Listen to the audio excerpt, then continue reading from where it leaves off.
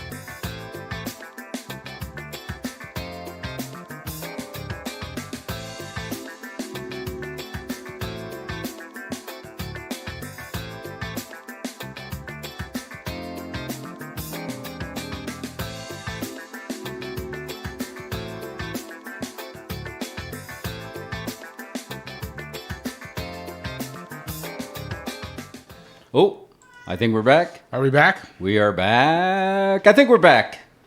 Because press 1 in the chat if we are back. Or are we I feel like front? we're back. No mic audio? No, maybe not. No. Oh, wait, yeah. There it is. All right, we're back. Welcome. What's up, YouTubes?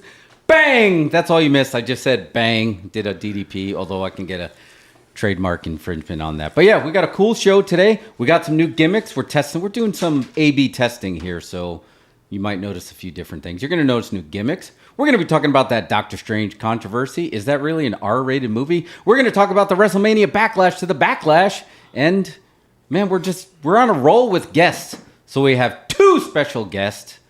One is already in the house, in studio. CM Punk, we heard your call. You said, send Hook. So we brought Hook. It's David Hook, the CEO of Portraiture. Founder, CEO, CFO, secretary, everything. Of all of it. So Hook, what's up, man? We're good. It was a standing ovation there. But welcome, man. Thank you for joining us at Dose Incredible Studio. Yes, thank you, and the live studio audience we have here. Yes, and the live studio audience. Hook goes way back with us, with the crew. Right, we're streaming OGs. That's right, for sure. Mm-hmm. You actually built one of the original sets. That's true. Yeah, we built one of the by hand. You tore it up with a chainsaw. Did you really? You did. Yeah, we did. Why? Because it couldn't fit out the door. So it just but if it makes you feel any better, fun story. The new people that are in that space, like, wow, this Austin skyline is great. Like. But we don't have a studio, but we're just going to leave it because we like how it looks. So it actually, a piece of it still lives on past the company. The CEO has it in his bedroom. Yes. So you're basically, I know you're an artist with ink.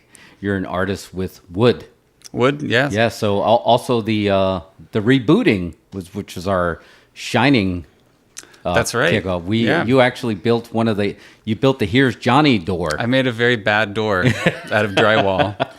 You know, at the time, it looked awesome. Oh, it does. Like, that night, it looked amazing. And I still think it looks amazing. But then I've heard folks call it to me. It's like, is that what is the door made out of? Yeah. Whatever it is, they call it out. And it's like, oh, yeah, well. It's obviously drywall. If you're not going to suspend your belief, then why are you even watching movies? Exactly. There wasn't actually a haunted office. Yeah, exactly. Come on. It's just like, maybe we want to save a tree, and maybe all our doors are made of drywall. Exactly. Maybe we come from a multiverse where walls are made of wood and doors are made of drywall. Maybe the ghost did it. Maybe the ghost did it. There's so many options that could have been.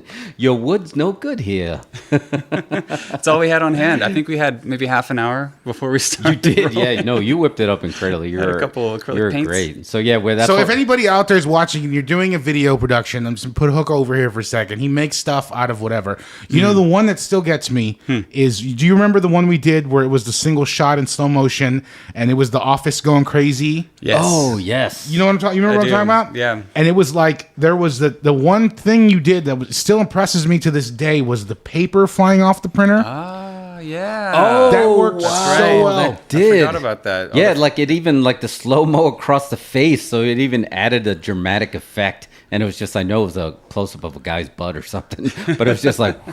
I remember you were setting that up and you just like you had all the things, you just like had it rigged to just yank and it looked like the papers were flying out of the printer. That's right. It was pretty awesome. No, yeah. Fishing line.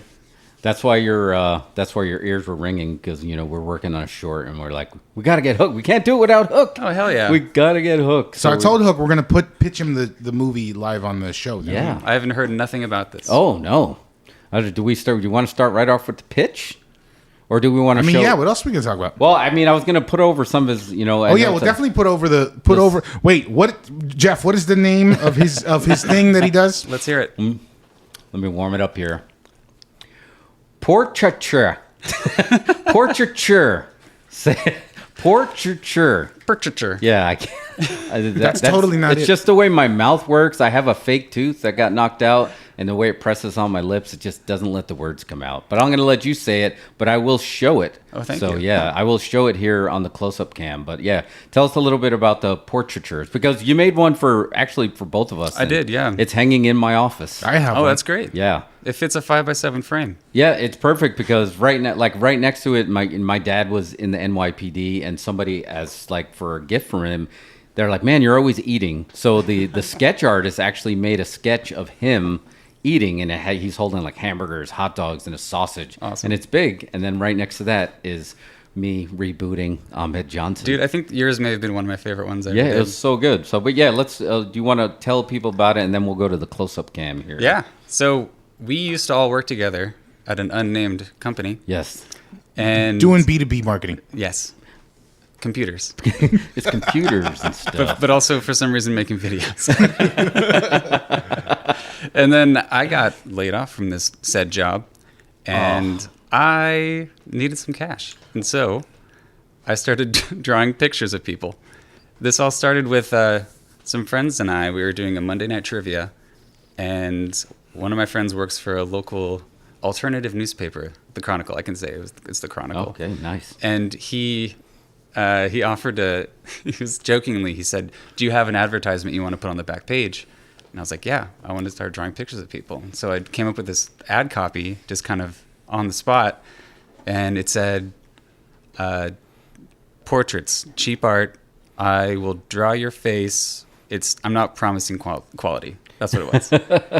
And it like went really well. People started hitting me up on Instagram and sending me emails, and the entire idea behind it was that I just wanted to practice, and people, I guess, wanted to be a part of that practice. Yeah, no, you have some really good ones here, Mario. I don't know if you want to switch the Thank you. close-up cam here. I knocked my monitor out with my foot, but I think you can still see. There we go. All right.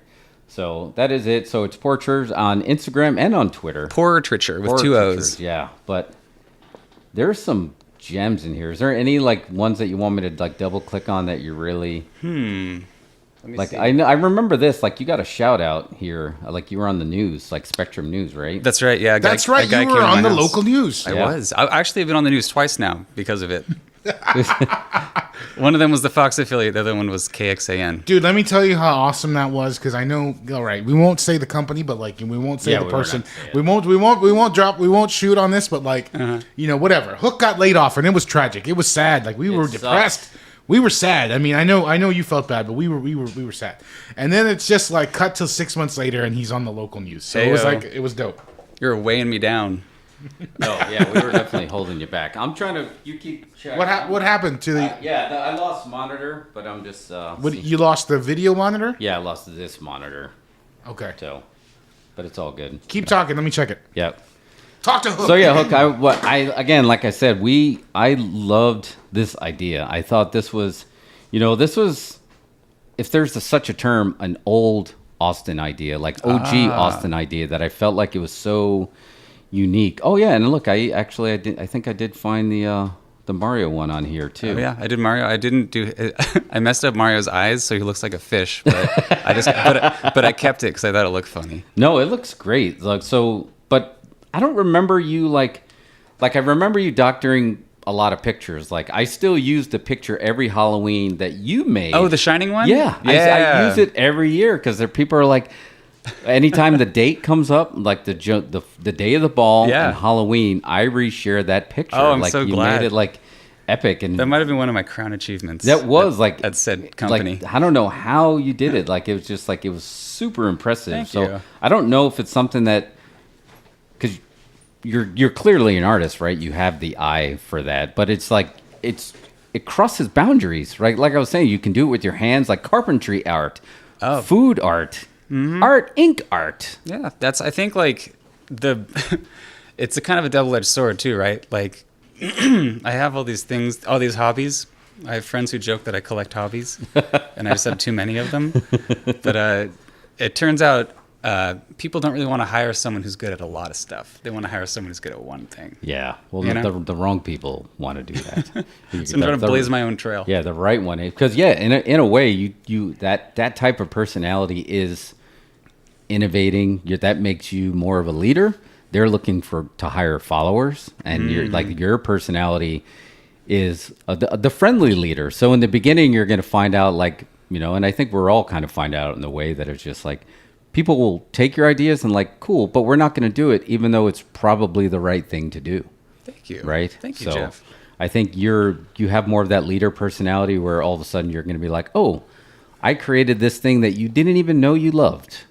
And that's what we celebrate here at Yeah. Just Incredibles. I think that's what all kind of binds us all together. Because like you said, we're a B2B marketing company, and we made a show that was basically Saturday Night was Live great, meets man. like tech TV. It's business so to fun. business for the layperson out Yes, there. That's what we're talking about. business to business. So, yeah, I mean, I think it's just the way that's what brought us all together. So I think that's why your eye for detail and having you on set always made us feel better, because we knew like, oh shit, we need this. Yeah. And then we turned to you, and then all of a sudden we have said this. Hook was Send Hook before AEW. Yes, he was Send Hook before. Like, yeah, we're gonna have to show you the Send Hook. Please do. It is a GIF that is a famous GIF when CM Punk basically came back and he's like, I want you to send me all your new stars. He's like, Send Hook. So they're like, we instantly think of you when we think that Hook. So I'm honored. yes. Thank you. Yes. So honestly, I think we're gonna film a short, and Mario's like, Send Hook. We need Hook. yeah, I would love to hear. So what yeah, this we're gonna is. get the band back together. We had Maddie on here. He's gonna be working on it. We have. So you ready for the pitch? I think we can do the pitch. Jeff, pitch him the movie. Yes, I'm gonna pitch you the movie. So Please do. here's the title. I'm not fucking dead. Yes. Yes, thank you, studio, live studio audience. But yeah, I'm not fucking dead is the title. So think of it this way, right? So I don't think we're gonna make it because the deadline was actually today. But we're aiming for Fantastic Fest, which we have good luck with. Mario doesn't like to hear it, but we won second place with the Oomph Cola commercial. That's a shoot. That was really? second place. Yes. We did that, and it was like literally 2 days of shooting, and then editing, and then ADR. Look, did you see the Oomph Cola commercial? I did not know. He didn't see the Oomph Cola commercial. Oh man, I think we might have to show you the Oomph Please do. Cola. You've got a thirst to win. Only one soda gives you that extra oomph you need to be your best. Oomph Cola. Packed with ginseng, taurine, and Pop Rocks. With the power of Pop Rocks and Cola combined, your stomach lining will be ripped apart by tiny pockets of carbon dioxide. But not before Sweet Victory, Oomph Cola, and Pop Rocks. The deadly soft drink with a taste that's fantastic. Incredible. Yeah, 2 days. Boom, boom, boom. 2 days. That's all it needs. FYI, we shot that on my phone. We Did you really? Yeah. It was on his phone. Did y'all ever see that movie that was fully shot on an iPhone? I think there's been a few now. I forget the name of the one I'm thinking of. Probably. I think it was about prostitutes. Ooh. I forget the name though. Yeah, I saw it. Woo! Yeah, it's good. Tangerine. Tangerine. Yeah, I knew it was a fruit. I was thinking peach. I don't know why. Sorry, I'm gonna. No, fix it. What happened? The monitor didn't come back. I couldn't get the monitor to come back. You might have to visualize the show in your head. There it is. What'd you do? Oh, there you go. There was the plug did the old unplug, plug it back in thing. So we back. Hot hands. The director of global IT infiltrations, everybody. Clap for that. So yeah, but back to business. Yes. I'm not fucking dead. Yes. So think of this as we're going for the first person shooter view. So Okay. you're never going to see the body, but you are going to see the journey that this body goes on from the moment of death to burial. Ooh. So remember this, though. We're not going to go. We get metaphysical here. We talk about simulation hypothesis, Okay. and what's going on after. But we're going to stick into this version of the reality, and we're going to stick to the physicality of it. And you're just going to see the journey that the body goes on, not the journey that the soul goes on. Okay. Imagine this, Hook. You die, but you're still conscious. That sounds Yes. horrifying. Yes, and it was the So original. you can see what happens to your body after you die. Yes, I would be curious though. but not from a third person POV. First person. First person POV. Don't let them bury me. I'm not dead. So basically, the person who's running camera is just gonna sit with a GoPro on their face, just completely still Exactly. the whole time. Yes. Sounds like a good job. That's it. But just maybe lay not. there. Maybe because people will turn the body over. Ah, yeah. I'm confused where to look now because this is different. Because now Hook's over here, and Jeff's over here. I don't know which way to look. It's confusing. It's But like yeah. dead center. Okay, so are you going to tell him about the corpse fucker? I don't know. I feel like, do we want to surprise it? Oh God. Yes. Yes, please tell me. Yes. Wait. Yeah. Well, we know there's some body necrophilia. I saw out Kill there. Bill. Yeah. Exactly. My name's Buck. Uh-huh. Yeah. Very, very similar to that. So yeah. So I don't want to get too deep into spoilers, but yeah, it's gonna go on a journey. And since this was low budget exploitation, the journey may be a little dirty. You might need a little Purell when you're done. 'Cause Look, like, bad shit happens to you when you die. Your body, they throw it around like a piece of garbage. Yeah, for sure. Yeah, so I don't know what. So I think you got it right away. Like I think you felt it. It's just going to be a short, but there is a little surprise. We're not going to tell you what's going to happen on the ending, but this could launch something. This could launch a feature. All right. It could launch a feature if So it's like a pilot. if done right. Yeah. I heard you shot a pilot. Yeah, sorry, we're still in the Quentin Tarantino. We mode, had but a guest. What was it last week? We had Jesse on, and Jesse's going to do the music for the thing. yes, we're. And he's way into it. That's Man, cool. I just feel like this is so weird looking in this direction. I'm not used to looking in this direction for the show. Hey, Oh yeah, this is a Yeah. little different. well, I've heard enough. You're in. I'm in. All right. Yes, he's in. Absolutely. Send Hook. Hook's here. So yeah, I I'm don't think, gonna tell you what's the big gimmick we need, because that's the thing. We said send Hook because we have visual gimmicks. Yeah, there's some and visual. the Hook gimmicks is the from- king of visual gimmicks. That's so my it's- whole there's, thing. There's two things, at least two things. One of them is we need to gimmick a like being lowered into the grave kind of thing. Okay, we're gonna have to literally dig a hole.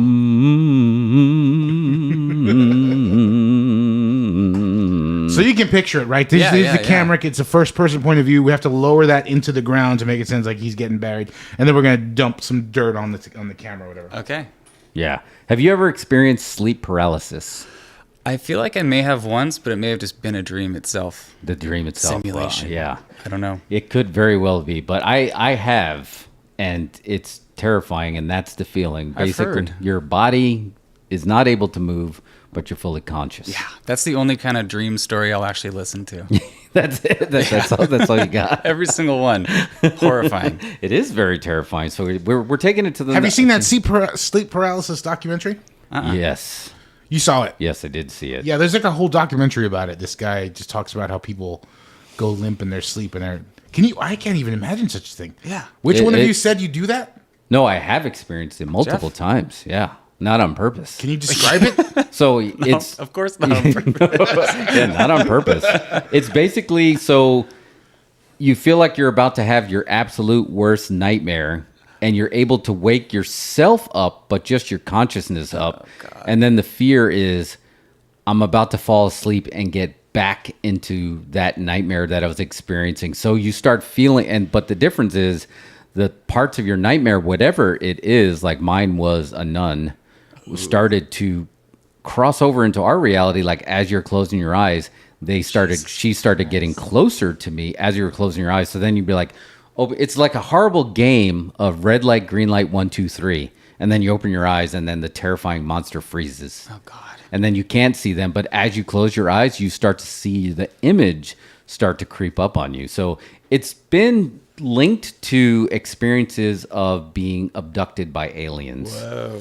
So, and for a shout out, Yeah. we love classic movies in here. Classic movie, The Beastmaster, Mark Singer, when those creatures poured that electric green goo across the king and queen's neck, and they couldn't move, and they were just paralyzed, but they could see everything happening. It's similar to that. Beastmaster, Mark Singer, check it out. Yikes. But yeah, it's a terrifying I experience. think I need to hijack the show. Let's talk about Beastmaster for the next hour and a half. Yeah, you know what I'm talking about. What a great movie too. Oh man, that was so good. That's got to have a 35 millimeter rolling here in Austin, right? I mean, I'm sure they've played it before. You know what was crazy about Beastmaster? Did you see Beastmaster 2?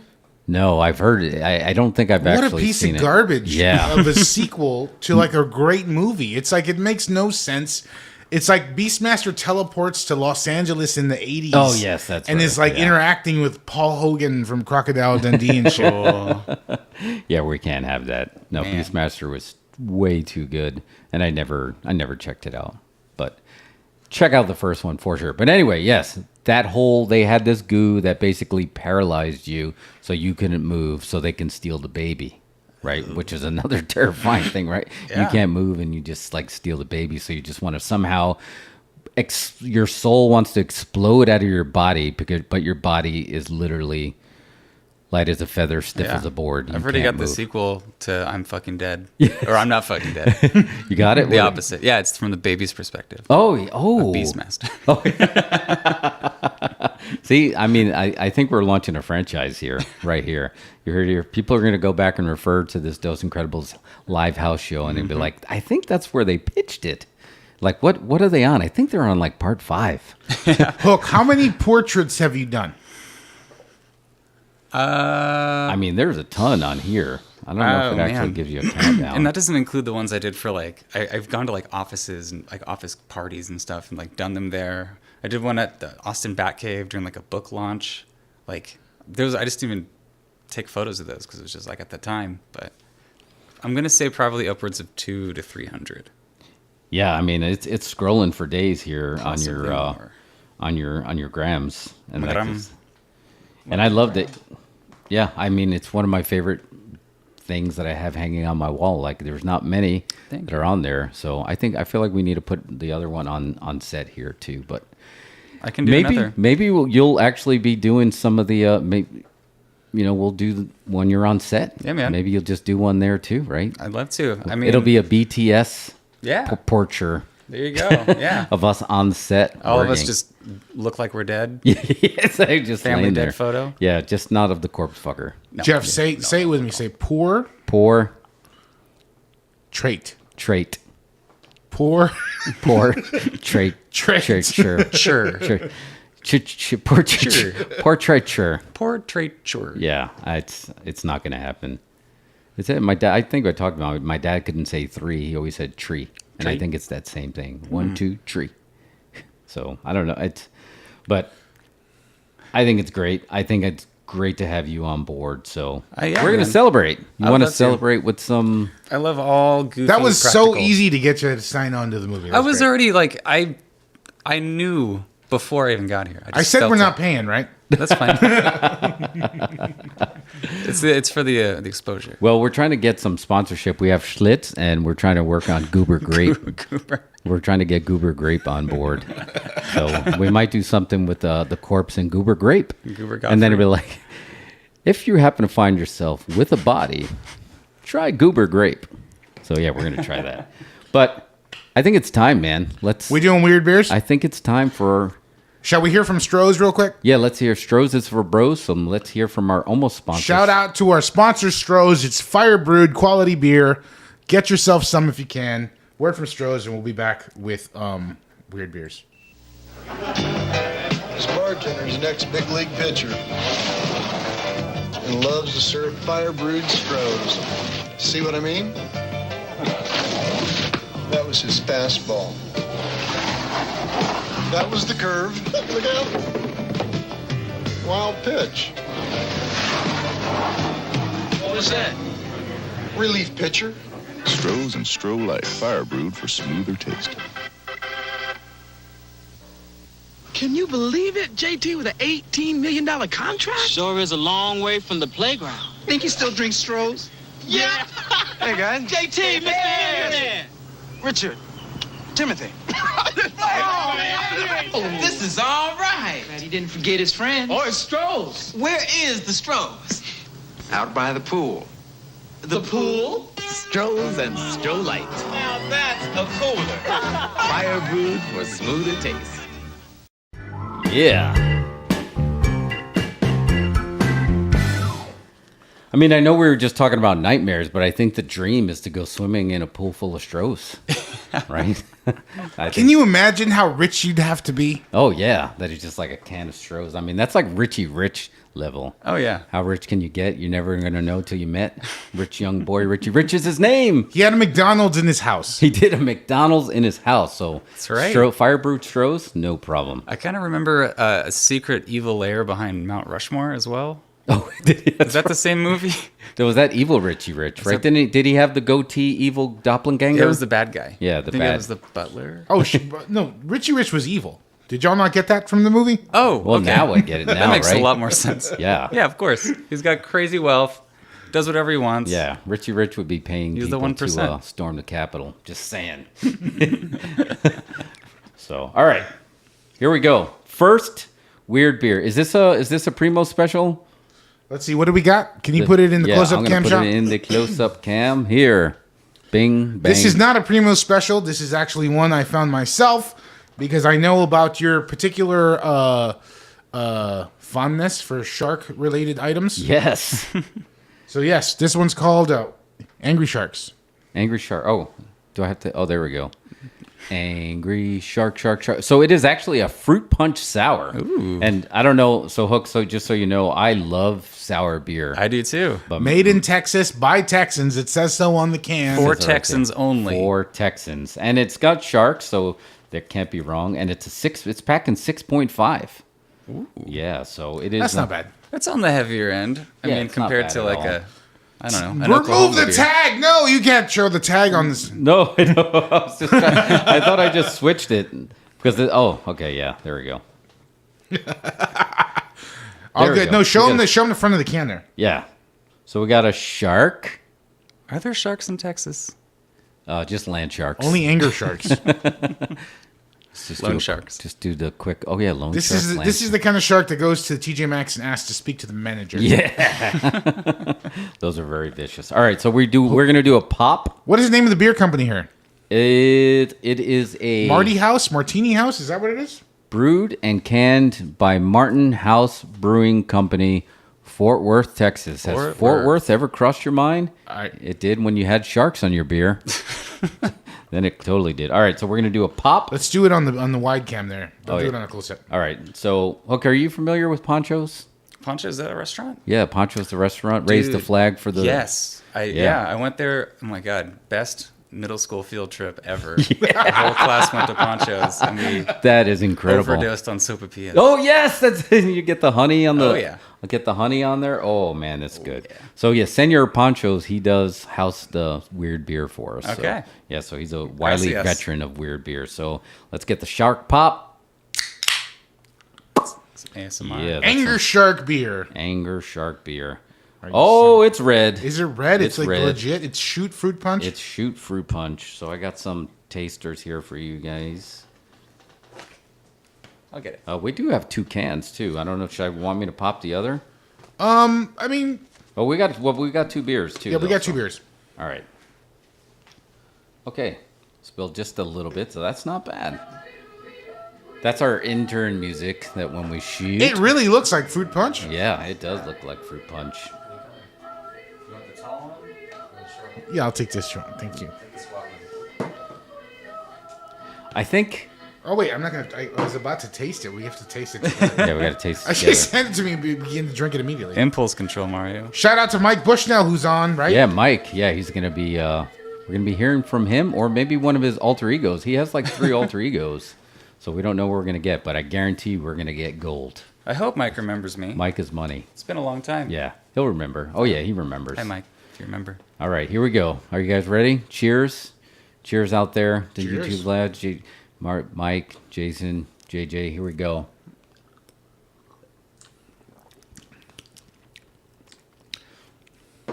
That's good.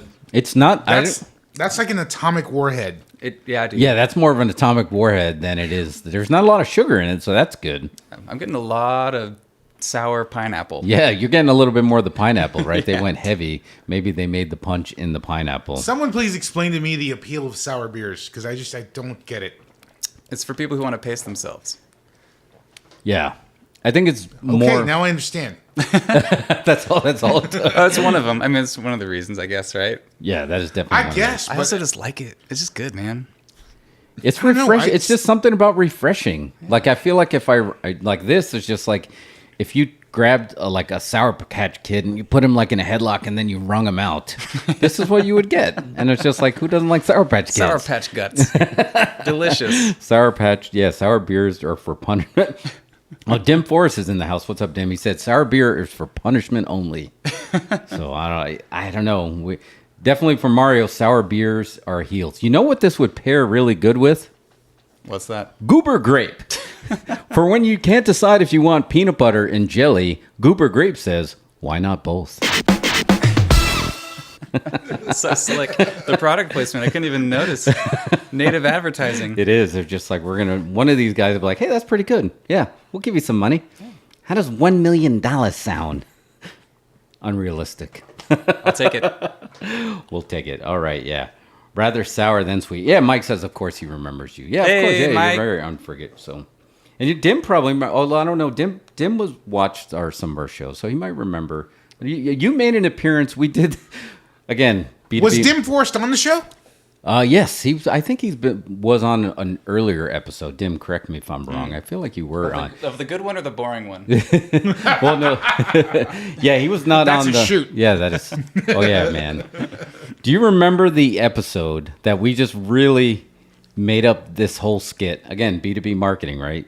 And like, let's have an episode where we just like say, remember that time, and it's not stuff that actually happened, and then we just started shooting stuff and like that didn't really happen, but we pretended it did. I think I do. And I think I think it was the time. Remember the time Hook got shot. And remember, you were on the set and you were pretending to do something with Chair, and then we fully didn't like a shot. I completely forgot about that. Yeah, it's just like, remember the time Hook got shot? I was like, I wish we can find that. Here's another shoot. Hook is somewhere on the internet in a my God. commercial. The Western hard drive commercial. Yeah, he's in a hard drive commercial. It has like 1 million views. Yeah. I know, dude. I think they used it as like their main video for their YouTube channel. And they just had it. They just left it there. Maybe they just like forgot they had a YouTube channel. And just left it there up on top for like 3 years. And they just abandoned it. And Yeah. it's just like, man, this thing is just driving numbers. We're like, oh, we're not there. I hope if people actually do track it down, they know that we're trying to be super cringy on purpose. It's not. I don't know. I think it's a hit. It's an act. It's got that computer made out of cardboard in it that you sort of throw over your shoulder. Right. Oh yeah, I forgot about that cardboard box. Why did we do that? Why did someone have me do that? It's just Because because we it all were sounds out like a of good time idea. and we had no budget. Yeah, fair enough. That's the best part, man. That's the the goal story. that's made. So, oh yeah, Dim said, I haven't been on the pod, but he's down to be on the show. Unless you're serving sour beers, then he might be sick. And he's done the other show a few times. Aha. And then Mike called you Western Digital Hook. Damn it. Yeah. I remember. Yeah. There was another one, too, that you did, and that's out there. Do you remember the CW commercial that comes up at every Halloween, our favorite holiday here, when you had, like, the dancing pumpkin that was in the bodysuit? yeah. And remember, you mimicked that dance perfectly, and I think we right. actually shot that, too, didn't we? That one hid my face at least, but now my secret's out.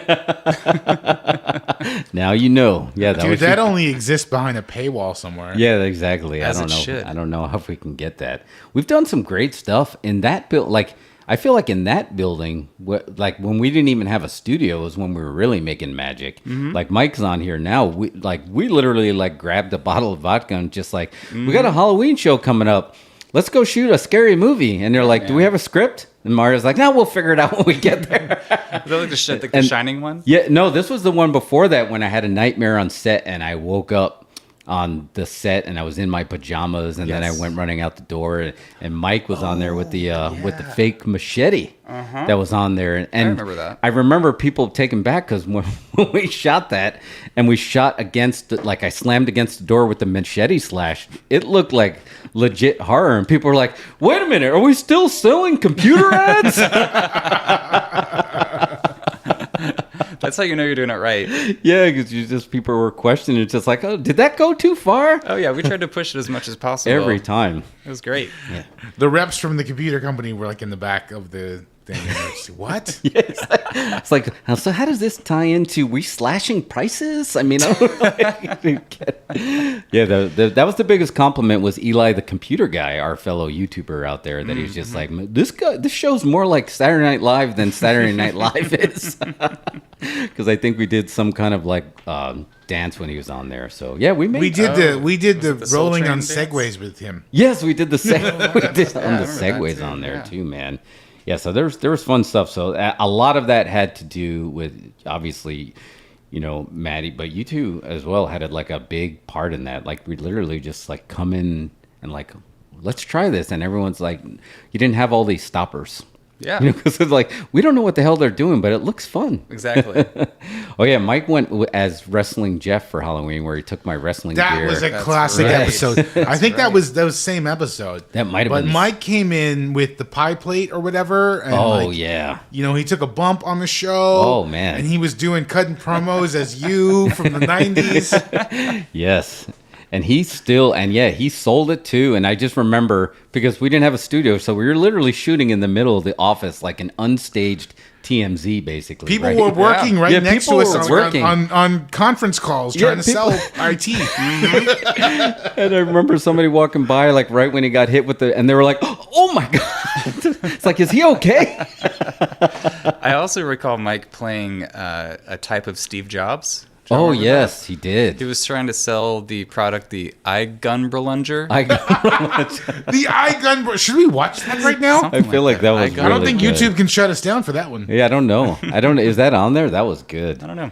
Yeah, I don't know if Eli's still putting out content. He used to be all like the last video I watched with Eli. He was all very like, I don't even know why I do this, but they keep sending me money, so I'm gonna keep doing it. They send me so much money. That's a shoot. Yeah, he did say that. I know. I feel like we could watch a lot of these and not get shut down, right? The eye gun Berlunger is. I'm gonna look that up. Y'all vamp for a second. Yeah. That eye gun Belunger was good because I remember before that I was gonna do. I put Jessica in a front face. Shout out to Jessica Nolan. Oh yeah. Put her in a front face lock, and I'm like, it's kind of like a trust fall on your skull. And she's like, Jeff, what are you doing? And like her reaction to it was a shoot because she's like, I was like, all right, I don't. These are my lines, but I'm not sure we're gonna do. We'll just play with it. And then I was like, oh, just take it. And she's like, what are you doing? And that's what made it work so well because it was just like a legit shoot. All the spur of the moment stuff was always the funniest. Yeah, so that's cool. That's what we want to accomplish with this short. And it's fun because a lot of that was live, right? Yeah. So it really is like no backseas, can't take it back. It's already out there. That's true. Yeah, but we can do it. I mean, we have an NSFW. I don't even know where it was. We did an IT ambush on. Oh, where was that? It was on at 6th Street? No, that one, I'm surprised, man. That one didn't get cut. But the one or it the was Ren Fair. Yeah, the Ren Fair. Yeah. That one got cut. The Ren Fair never made it to air. Yeah, it never made it to air. And we sent it to London, and it's just like, they're not as stuck up as us. And they're like, no, we can't show that. That'll never be seen again. And I was like, man, I need to get a copy of that. I'm sure it's somewhere in a hard drive. The drunk Santa Clauses. Yeah, that's another one that you can just go back to every year and like, yeah, okay, that holds up. Good times. That was actually before Bad Santa. We were cutting edge back then. Yeah. So it was good. But yeah, we're gonna see if we can find some of these here. But I don't know if you guys want to do a second weird beer. Are we down for that? Sure. Do you want to do a second one? I'm down. I'm into it. Yeah. So I'm trying to find eye gun Berlunger. Yeah. So let's throw to our sponsor. I'm gonna grab a beer. You go find the eye gun Berlunger. I don't know what to do. What would you do if you were me? America's got this beer. It's called Stroh's Light. And it's fire brewed. You know, it's not like any other beer. So I call the State Department and say, let's make a trade. Our cigars for your Stroh's Light. They say, Fidel, you're going to have to forget about it. It's not the same as other lights. It's fire brewed Stroh's Light. We're only 90 miles away. We can't even get a decent beer. This bartender's next big league pitcher and loves to serve fire brewed Strohs. See what I mean? That was his fastball. That was the curve. Look out. Wild pitch. What was that? Relief pitcher. Stroh's and Stroh Light, fire brewed for smoother taste. Charge! Oh. Look, we're back. Sorry, I got this Oh, going. you got it. Oh. You found it. Oh my God. Excellent. The Spice Curls. I forgot about the Spice Curls. There's Maddie. He was on the show last week, sir. Oh, man. Shout out to Matt. Yeah. There it is. Mike, there you go. Oh, that was so good. Consider the gun.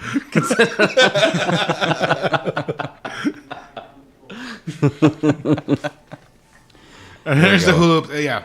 Anyway. Yeah, that was some good stuff in there.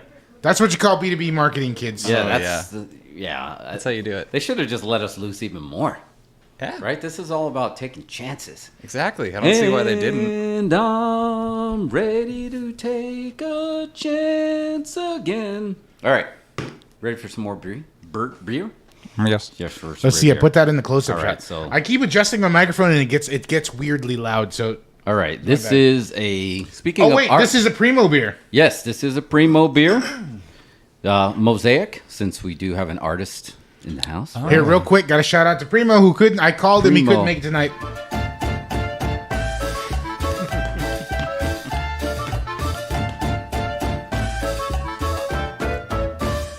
Yeah, he was our first dial-in guest. This is a Primo beer. He Primo trades beers internationally. Oh. He's Yeah. like a beer connoisseur. He literally gets beers from breweries all across the country and collects them and then trades them with people like baseball cards. I have a friend like that. He's obsessed. International It's a beer thing. trader. It Oh, sounds yeah. like they should be like art, arms dealer, art collector, smuggler, beer trader. Beer trader. Beer trader. But this one is from I'm more of a WeldWorks. beer day trader. Beer trader. This is from Mosaic. Mosaic. Extra juicy bits. Double India. So you got an IPA, so you're going to purge. So, Dim, I don't know if you're an IPA guy. We're getting rid of the sour. We're moving on to WeldWorks Brewing Company. This is in Greeley, Colorado, established in 2015. This sucker's packing an 8.6. 8.6. And extra juicy bits. So that tells me it's going to be like a fruit-based beer, but something tells me with the IPA it's not going to be a fruit-based beer. So it is going to have juicy bits. Yeah, there he goes. Hell yeah, IPAs bits. all day. Love that dishwater. Juicy bits. Let's do a pop gimmick. Good pop. Beautiful. You want me to go to this one right here, right? Let's just go here. Ooh. Oh yeah. You can tell it looks pretty fruity, juicy. I'm really curious because is it honey? No, it's not. It's definitely not honey. No, it's not going to tempt my tummy with the taste of nuts and honey. I can see the juicy bits from here.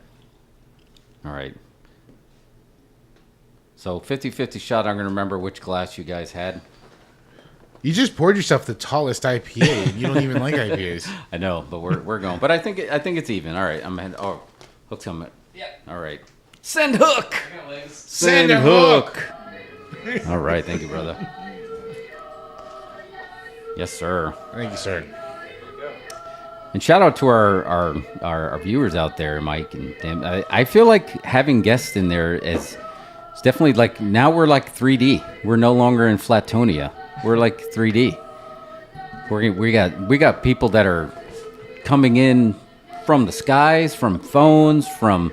Oh yeah. I don't want to say Zoom, but it's an app that you can use to talk to people, whether they're in Japan or in Jamaica. We can talk to them right here on the little gimmick. Yep, that's me talking to my grandparents. All right, so let's do it. It is WeldWorks. They're welders, and they got us some extra juicy bits. Double IPA. Here we go. Cheers. Cheers. Senor Pancho. Cheers, folks. Juicy bits IPA. Oh my God. Dim, that is like that is IPA all That's day, hoppy, every hoppy. day. It's not bad.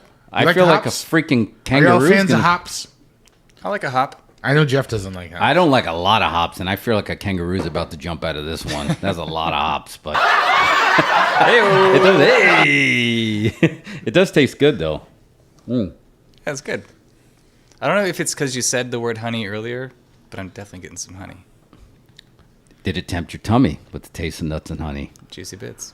Yeah, or you can do the Honeycombs Andre the Giant commercial. Oh, that's a good shout out. So the yodel music was used in Remote Control. I always think Price is Right, but I remember Remote Control, the TV game show on MTV with Colin Farrell and not Colin Farrell. Holy shit, no, he's one of the Collins. Yeah, Colin Jost. Mockery. no, not Jost. Colin Quinn. Colin Quinn, that's Quinn. it. Yes. Okay. That was a great show. White Man Can't Jump, so I need the hops. Well, there's a lot of hops in here.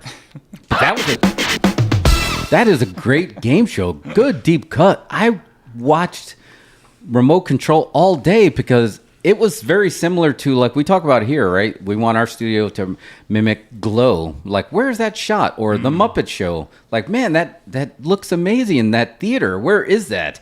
Remote Control had that because he was like basically in his basement. But when you lose, they dump you out of the recliner and just like into the garbage. Yeah, and Kari was her name. Kari Feurer. But Mark something was the host. Who was also in Beastmaster 2. Mark? Kari Wurer. Oh, yes! Holy shit, time is a flat circle. Time this is a flat simulation. Circle. We had a Beastmaster drop turn into freaking remote control, and Kari's in both of them. Yeah, like it says it right here on the script. Right? You didn't get that yet? Oh, man. So anyway, yeah, I don't want to discount this beer because you guys put over my sour beer, so I will do the job. Like good enhancement talent I am, I realize that they want to push this extra juicy bit, so I'll do the job. 1, 2, 3, pin me, pay me, and I like it. Yeah, it's not bad. Yeah, there was only a couple of beers on here that we had that were bad, but there's something. Primo is Primo. Like he never sends bad beer. Like a couple of the weird beers we found in just like some bodega on the way here, and they're like, "Whoa, what is that?" And it's just like that one tastes like movie nachos, but this one. Like Primo's never let us down. The favorite one is the one that came in like a champagne bottle. Yeah, he's got an amazing collection. Yeah. All kinds of stuff coming in and out all the time. He's a legit beer trader. I feel like with him, it's gonna be like you're gonna go to his like compound in a helicopter, and he's gonna be like, "My friend, welcome. This is where, this is what beer trading gets you." Yeah, I think it would be like that. So I don't know. What do you? So. We have a couple more spots we want to do. We have Mike spots. We're going to bring Mike in, and he's going to talk about the iFlonger. But do we want to do that next, or do we? I think I want to have Mike, and Mike, stop me if I'm wrong. I think I want to have him here for the Doctor Strange controversy too. I want to have him here for both. Okay, yeah, sure. You want to do that for both? Yeah, I mean, well, let's get Mike on the line. All right, why don't we just pull him in? All right, let's get him on the line. So you guys, let me do some stuff here. Let me click some buttons. I just want to remind folks that are watching that you can like and subscribe. If you notice the animated logo beneath me, it's prompting you to hit the buttons where you can like and subscribe to this show. And if you do that, these shows will be shot into your internet tube and appear on your devices, your computers and your phones and like other things. What else has internet? Everything. Man, everything has internet. My freaking refrigerator has internet, and that's a shoot. That's if you want to watch this show on your refrigerator, click like and subscribe. And when you're peering into the refrigerator to like decide what to eat, you can watch us talking. And I think that the world needs that.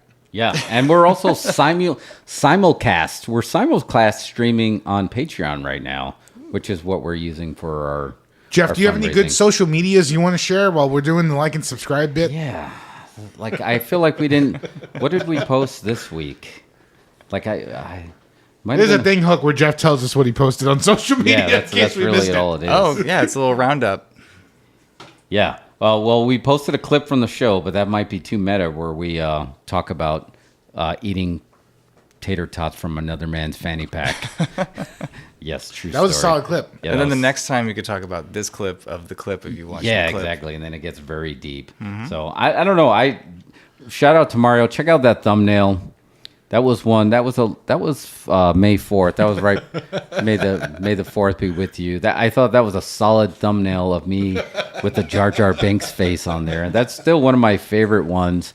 And it's actually attached to one of the most a very highly touted video that we have on there. Is how much is that Star Wars hotel? How much is that Star Wars hotel? Many dollars. So anyway, if you haven't subscribed yet, then you're probably not gonna. But I suggest you like and subscribe to this channel and share. Of the six people watching right now, if you haven't liked and subscribed, then yeah, it's your loss. But there's a lot of stuff coming, and we got more stuff coming. All right, we do have Mike. Mike is in his seat. He's ready to rock and roll. Are you connected with Mike right now? Yeah, he's on there. Yep. Mike, can you hear us? Hello. Mike, yeah, what's up, man? Yes. Mike is hot. Yo. Mike is hot. Hell yeah. But you didn't change the video line, bro. Oh, we still got to do the video line. Yeah, so let's go to a commercial. That way, Mike can see us too. So, all right, real quick, let's go to a commercial from Stroh's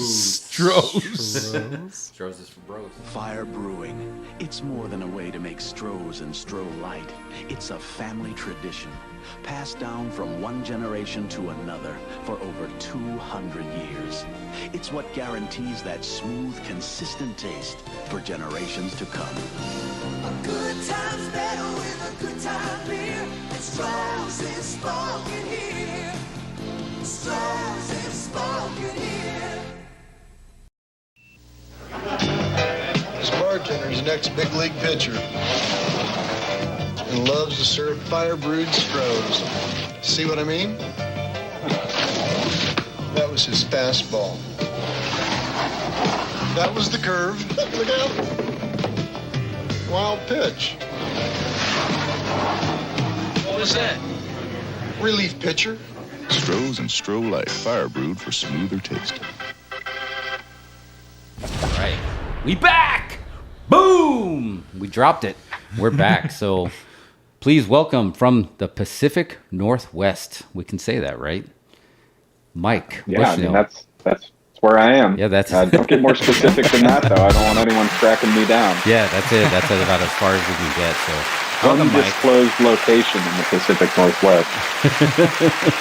I think I do like that. It gives it a more cool flavor when you say an undisclosed location. It sounds like you're being held hostage. Yeah, especially with all the gear that you have. And again, the simulation is really hitting on all cylinders tonight, right? Because we had the Kari Wurr moment, and then we just happened to have the eye plunger moment that you were a part of, and then we play it, and then boom, here he is, the man who played that himself, the inventor of the eye gun plunger. Eye gun plunger. Oh man, yes. It was a long time ago. It was a big product launch. You know, we had a lot of moving pieces in that GTM, but I think we made a big impact. Nothing you can combine better than a gun, a plunger, and an umbrella. Three very useful but sort of ancillary things. Yes. Shoot for the stars.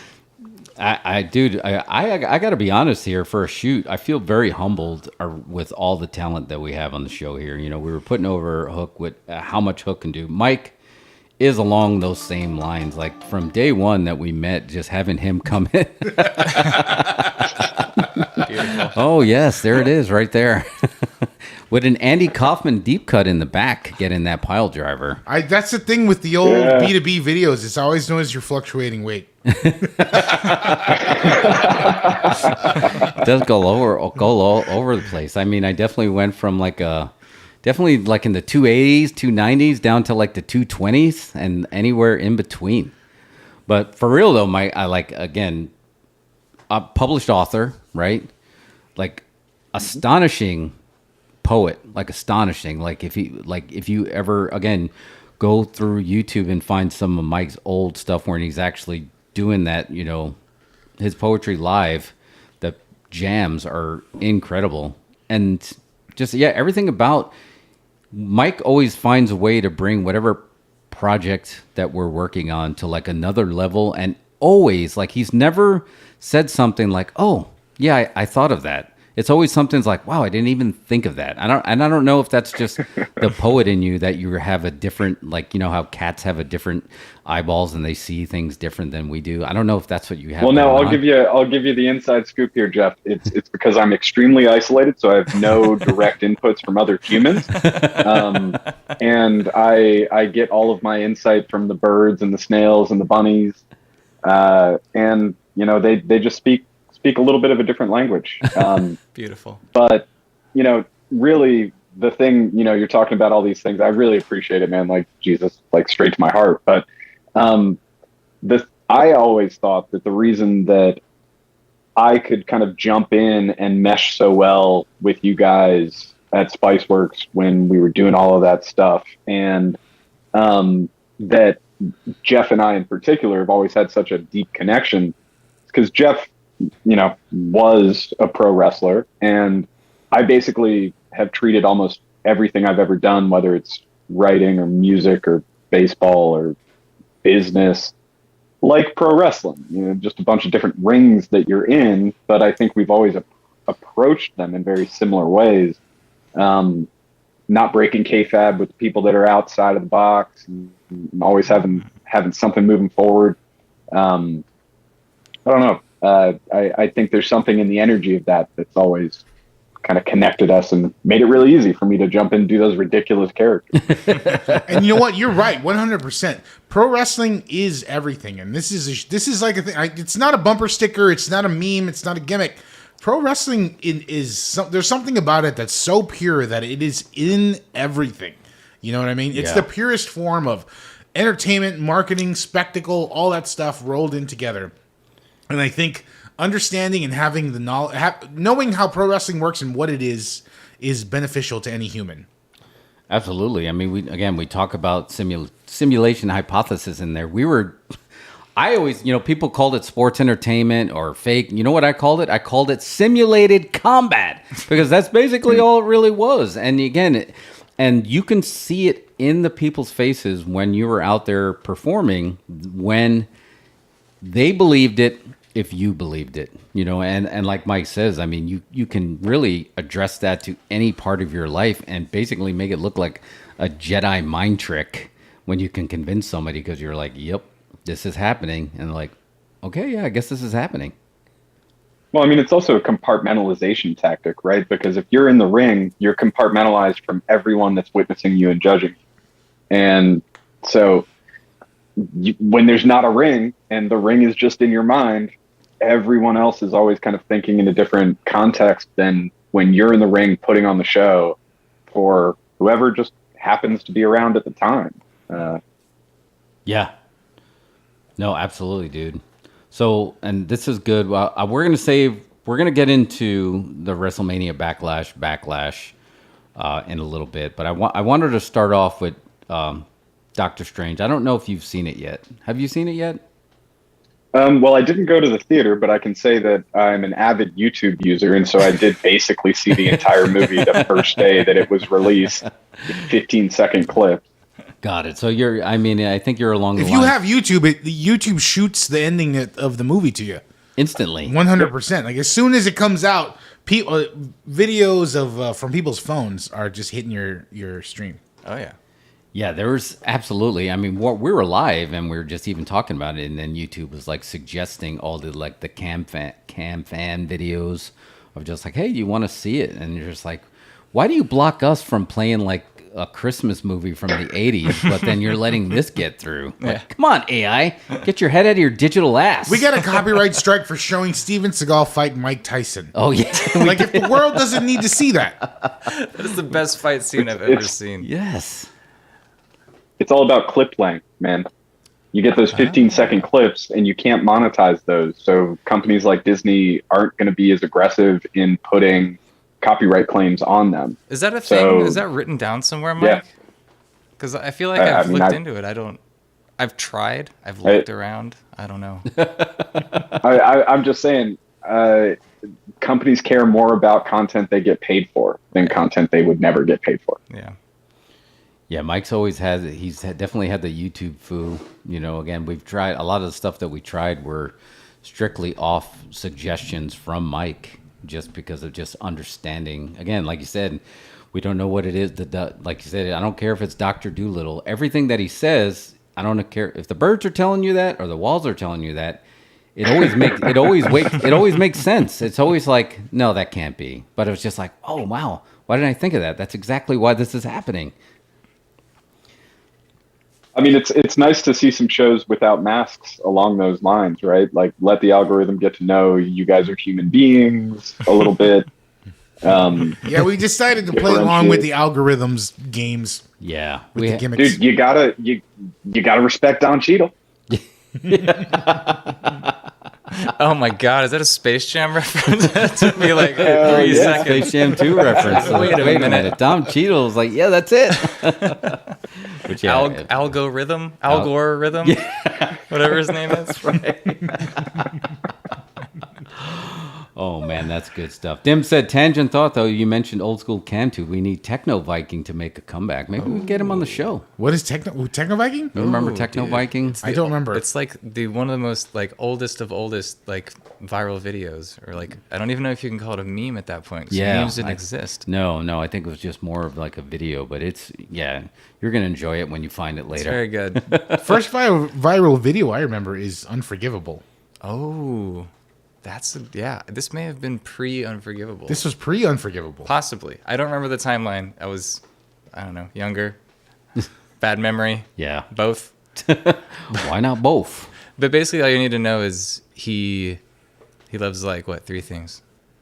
He loves dancing. He loves techno.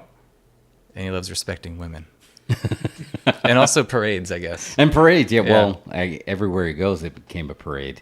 Yeah. Yeah, he was basically the Pied Piper of magnetic techno personality. bikers. Yeah. Techno oh my God. Viking. Am I imagining a braided beard, or is that actually? No, I think that happened. I think he did have a braided beard. Like yeah. Super jacked. I'm really surprised, like WWE. I don't think they were like they're always pretty cutting edge, but I'm surprised they didn't jump on that. Did they scout through YouTube videos? Yeah, they totally could have done that one, though, right? Right? Yeah. Yeah, I mean they're huge in social right now. Hook, what was the video that you showed me where it was this is the kind of conversations that happen what was the video you showed me on YouTube where the guy's like I don't know. Pardon? You know what I'm talking about? The guy's like talking and he's like, I don't know. Weird guy works at Arby's and oh my God. Oh man, did somebody say Arby's? Oh yeah, okay, no. You know what I'm talking about? I remember. It's the guy who is he's done like a few of these. He's like, I think he has like 4 or 5 where he's like somehow goes to these events where newscasters are interviewing people, like local news things. That's it. Yes. There was one where he dressed up like in like his goth get up, and he was at the like Satanic Temple, like unveiling a new like statue of Satan, and he did this. He basically just like told this incredible story through random interview questions, but as the most uncomfortable person ever. Maybe there was a fedora. I do remember that. Yeah, yes, I do remember that. Notice me, senpai. I don't know. We might have to pull that one up. Oh, it's so good. Yeah, YouTube will shut us down. Okay, Doctor Strange, right? Yes, let's go back. Sorry, Mike. Yeah, so Mike, are you seeing our shots okay too? By the way. No, everything's good. I'm looking at the screen here, so we're all good. Cool, good. All right, so Doctor Strange. Let me set so Hook didn't see it, but he's not afraid of spoilers. Mario's not afraid of spoilers, but he did see it, and you're not afraid of spoilers. I've seen it twice because I'm petrified of spoilers, and we so well documented. Yes, well documented. So we're all over. So I think we're all still on steady ground. But I'm setting the stage. They had Doctor Strange set a Sam Raimi film, and there's a controversy because people are complaining that you didn't tell us this is a horror movie. It should be rated R. That's it. That's the discussion. So I guess there's really only, honestly, there's only 2 spoilers, and one of them was already in the commercial already in the trailer. So it's not that big of a deal. The second one caught people off guard, and actually, that person that was the spoiler actually had a lot to do with why they thought this should be rated R. So, I don't know. Mario, throw the spoiler warning up so we can really start dropping names here. Because we're going to drop some. So, yes. Well, basically, when Jim from The Office, John Krasinski, pops in as Reed Richards, the most intelligent man in the world or his universe, and he just basically gets shredded to ribbons and killed. Gets turned into spaghetti. He gets turned into the movie. spaghetti and killed instantly. I think people were like, "Whoa, did that just happen?" And then the other he popped in, but then he popped out. Exactly. It was gnarly. I mean, and his wasn't the most aggressive deaths, right? So I think what's his name? Black Fork? I didn't even realize how Black Bolt died Bolt. until someone explained it on YouTube. Because I didn't know what happened. What? And now, like, the sound of his own voice exploded his brain? Yes. Is that what happened? Yeah, it blew the back of his head out because his power basically, and they showed it where just a mere whisper from his brain, sends out sonic waves that'll basically melt you and kill you. So Jesus. so yeah, they're facing Wanda, the Scarlet Witch, and like one little whisper from my mouth could kill you. And she's like, what mouth? And then she turned, and then he didn't have a mouth, but he already started to whisper because he pulled the air in, and then he had to let it go, and it blew the back of his head Jesus. out. What happens when he sneezes? Yeah, he's dead, man. Yeah. He's going to split the earth in two. Well, but she covered his mouth with skin, and like he spoke in the into Matrix. skin. Yeah, very similar to the Matrix, been compared to the Matrix. Exactly. In terms of how it was executed. But the thing that gets me with that is he could have said this mouth, and it would have just broken through the skin that she used to cover his mouth, unless she put a skull and a brain and all of the things that were destroyed from ricocheting off of this super powerful mouth. Yeah. That must have been one hell of a mouth. A very strong DIY Yeah, mouth. she knows how to build them. Yeah. I guess so. And there was something about the way that his head popped that it was just like, ooh. And right there, then she basically, they had the Illuminati, which was a super powerful group, where in their universe they actually defeated Thanos. Similar to how many people it took to defeat Thanos in Infinity War. They defeated him, So she cut through all of them. So after she did that, another really graphic scene was Captain Carter, which is this universe. Again, I don't know if I told you, Hook. So they're this is the multiverse of madness. Okay. So they jump to another multiverse where different heroes, different rules. Okay. So Captain Carter is their equivalent of Captain America. I see. Was Peggy Carter. But British. British. To me, that was the most brutal one because she literally got sawed in half by the shield, and then after it hit on the wall, you saw the blood dripping. So I was like, that might have been the only one that people like. Yikes. Okay, maybe this is a horror movie because she got cut and like it was Hamburger or hot dog? What's the vertical one? Hot dog. Hot dog. Hot dog. Yeah. Yes, she got hot dogged, and it was like right in half. So you saw her face, you saw her drop, but they didn't show her body falling in half like something like I had a Final Destination, but it was clear she got cut in half. So people are upset that this movie's too violent? Is That's that not the controversy? Yeah, not only that it's rated, it should be rated R because of the horror elements, because of the killing elements. And I think the biggest one, besides the getting cut in half, was Professor X. Everyone's like, oh, cool. Da-na-na-na-na-na-na. Da-na-na-na-na-na. They're here. The X-Men. Okay, this is where it goes. And it's just like, psych. Whoosh. And she like snapped his neck and he like fell over in his wheelchair. And they're like, all the people that, surprise, we brought them in for casting, but they're dead in this universe. Now, granted, I love that move. That's such a powerful move. it was a very powerful move. It was like now, granted, most of the people that are deep into the comic books understand that these are variants and they can bring them back because there can be other universes. That means there's equal in the, what's the number, Mike? Is it the 616? 616. It's the 616. So there has to be probably an equivalent in this universe. So we know we can bring them back. But I saw people walking. I also saw people walking at a Joker. Because a dad brought his daughters. Like, sorry, I thought this was Batman. It's just like, no, he's a clown. What's the worst that could happen? Pow! Right through the head. So yeah, there was very similar moments there in the first showing of Doctor Strange, and I went to the nerd showing. I went to the very first showing on Thursday, and I got it. I went for the pops. I don't know if it was the wrestler in me. It was like, I want those pops.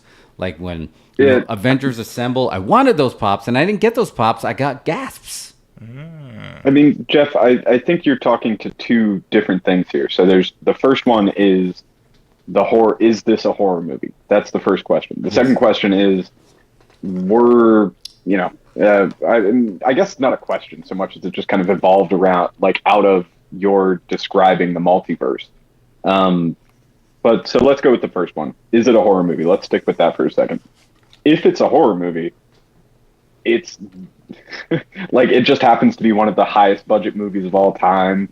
But in horror movie context, it's kind of like the most low budget horror movie you could ever experience because all of the actual graphic violence was cut. And that's typically what you work around if you're doing a low budget horror movie. You're not going to show the body falling over, being cut out. You're going to show the shield in the wall. You're not going to show the actual, destruction of the Ultron bots. You're going to cover her face in oil. Right. And that I call attention to that scene in particular for a reason, and that's because I look at that as Disney playing the game where she's not covered in blood. She didn't do anything violent. She did some shit to some robots. Who cares about robots? She was just changing her oil. Right. Right. Exactly. That makes sense. So is it a horror movie? Not really. Jump scares, sure. Okay, so maybe this is like the reframing. It's not a horror movie if you lived through the 80s or the 90s in any context, but it is a horror movie if the first horror movie you ever saw was the remake of It. Is it a Disney horror movie? A Disney horror movie on top of that, yeah. No, that's a good point. That's a really good point. Because I think there was just a few, again, the jump scares were very expected, but there was a little bit more suspense, when she basically, you couldn't stop the oncoming onslaught. So basically this all-powerful witch was blasting down doors and you were running down the hallways. And like Mike said, they had a lot of jump scares. The eyeball popping up in the puddle, that was another one that freaked people out. Basically, the ring scene where she was using the reflections to get in there, and then she started crawling out of like this reflection of the shield, but she distorted her body, and she was like, and it looked like the ring, and her hair was all wet, and she had that same look when she popped out. I think people are just really caught off guard by it. I mean, I loved the movie. Don't get me wrong, I loved it. They probably should have gave it a different title than Multiverse of Madness, because literally we came 2 weeks after Everything Everywhere All at Once. Yeah. That went balls deep in multiverse. I think people are desensitized to the word madness. Yeah. Because we used it from March Madness. That's not madness. No, that's not. That's not. That's just people playing basketball. It's not that crazy. Yeah. You mean hoops? That's not the darkest depths of the human mind. That's hoops. No, yeah, that's just hoops. So yeah, I think it probably could have done different had less confusion if they just had a different title, but it still would have had the horror. But it's Sam Raimi. I mean, you saw, like Mike said, this is like the highest budget, low budget horror movie you can get, because he was still doing all his same tricks with, a lot of money, but he still stuck to the tricks. So I'm going to cut a promo on Doctor Strange real quick. Do it. I thought it was fine as far as Marvel movies go. I feel like there's still kind of an overall blandness to the whole Marvel series. They just feel kind of lame, and I think they're fine. They're entertaining. I watch them and I'll go opening week. But like they got Sam Raimi in to do this one, to do a job. I could have done with more Sam Raimi. I feel like it was not enough. And then folks that are saying that this was too violent, I think is crazy. Like Mike said, they didn't live through the 80s. It was like, rated R movies were for kids in the 80s. Remember, there was like Rambo toys aimed at children, right? So like, it wasn't enough for me. Like, it was fine. I think it's probably on the upper end of the Marvel film spectrum. But for me, I would rather Disney give Sam Raimi $200 million to do whatever he wants and do that movie. Now, if I could see that movie, that would be awesome. That would be good. I mean, I mean, they really did pay homage to a lot of his Evil Dead stuff. There was eyeball gags in there. There's whether it's the eyeballs getting plucked out. We had our Bruce Campbell cameo in there, at the end. Mike, what do you think is the reasoning in bringing in Sam Raimi? Because they never had a director like that in any other like Marvel film where it's like, here's somebody who has an identifiable style, right? It's like, why bring him in? Like, what is the reasoning there, do you think? Okay, so there's a couple things from a business perspective that are hitting me here. First one, for Mario, why bring in Sam Raimi? Because Taika Waititi made the best Thor movie in the history of Marvel movies. And so you have to lean into the auteurs that are going to create something that is unique and that will stand out amongst the 30 Marvel movies that you've made. That's going to be your most valuable director at this stage, right? So you got to gamble on the Raimis. You got to gamble on the guys out there that have a defined style that really works. And when things aren't lining up, you got to move on. I would be surprised if Sam Raimi was involved in any way, shape, or form with the next Doctor Strange movie, but I wouldn't be surprised if they took the delta between what they expected and what the movie delivered and figured out the best property to give him that he could just nail. I mean, yeah, I definitely agree with that. I don't think he'll be back for Doctor Strange. I don't think he'll be back for Doctor Strange 3. Really? Or anything.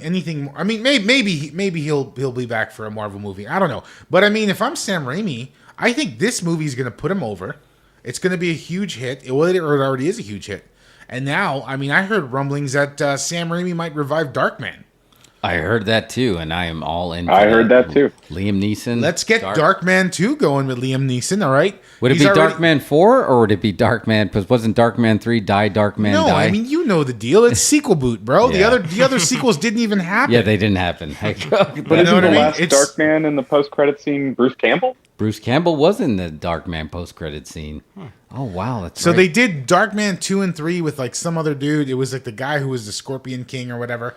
But yeah. Oh, yeah. Reboot Darkman with a sequel. Liam Neeson, older. I mean, he's done like 30 revenge movies. Why not do Darkman now, you know? I think he would.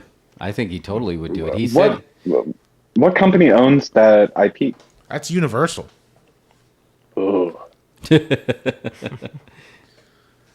I was hoping for a Fox.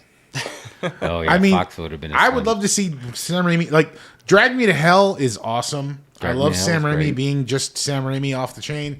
Simple Plan is awesome. He's a great director. I would love to Simple see him. Plan was I would so love to good. see him do just something original, something new, and just put those Sam Raimi visuals, you know, to good use. I think at Marvel, a great director like that, his talents are kind of wasted. He gets a fat paycheck, and that's great for him and his family. But I just think it's wasted. Like, I don't know. I saw The Northman. I told you about this, Jeff. Oh, yes, he did. You saw them. You still haven't seen it. Mike, have you seen The Northman? I have not. I'm holding off. I really want to just be immersed when I do. Dude, The Northman is so far. Hook, how you doing? And Hook is Send Hook. The Northman's like my favorite movie of the year so far. Okay, like it's great, and it's like A24, and you think it's gonna be like an artsy fartsy, whatever Vikings have feelings kind of thing, but it's not. It's just brutal, bloody revenge, incest, murder, and like all kinds of. It's just Vikings pillaging, and it's great.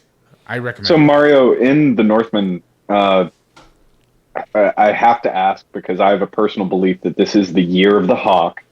How is Ethan Hawke? Well, the year. Dude, he looks jacked in that movie. He plays like the King Viking. That's so he's the King Viking. He's the opponent to Moon Knight, and he's gonna be one of the like most memorable horror characters of this year in the Black Phone. Black Phone. Oof. Yeah, I'm 100%. psyched for that. I am psyched. Dude, for I that. tried to get tickets to that for Fantastic Fest when we went, and those sold out quick. Yeah, they were really. But we were right next to him when we were standing outside the Alamo. We were right next. I told you, Scott Derrickson was right there. Oh yes, you did tell me that. Yeah, he was right there. Oh man. Anyway, Mike. Mike. Mike, check Yeah. out The Norseman as soon as you get I a will. chance. If you can get any like weird chemicals into your body before you watch it, I recommend it. It's like Conan the Barbarian on shrooms. I mean, I feel like that's going to be one of those spiritual experiences. That's why I'm kind of just guarding it a little bit. I don't want to consume it offhandedly. Yeah. And if You don't want to watch it on your phone. No, you want the full immersive experience. It feels like one of those films that people say I want to go see, but then they never go see it, and then it kind of slips through the crack. But shout out to A24. They're just everything they're making. I just enjoy it. Yeah, it's just so good. I mean, coming off of X, which I really, really liked a lot. Mm-hmm. I mean, I loved X, so I it's on the list. We have a gap here of movies that are kind of coming out that I think it's time to squeeze The Northman in. So before we move on to other things, Norseman, other things included, I just have to say, so through this conversation, I've had a thought about why Sam Raimi in the directorial role for Doctor Strange. And it plays into a thought that I had earlier. So strategically, from a Marvel perspective, I think they did something really masterful here that nobody is talking about or witnessing. And that's the fact that Spider-Man under-promised and over-delivered and set an expectation that any movie in the course of a series could be the best possible movie. Any movie can be Endgame. And then they over-promised and under-delivered with Doctor Strange. And they, everyone was talking to Tom Cruise. We're going to get Eric Bana Hulk. We're going to get, Nick Cage, Ghost Rider, all of these different people that could possibly show up that just had nothing to do with it. And the best thing we got out of it were a few cameos and some deaths. And that's underwhelming. But I think it's purposefully underwhelming because everyone was like, Multiverse of Madness is going to be the big thing.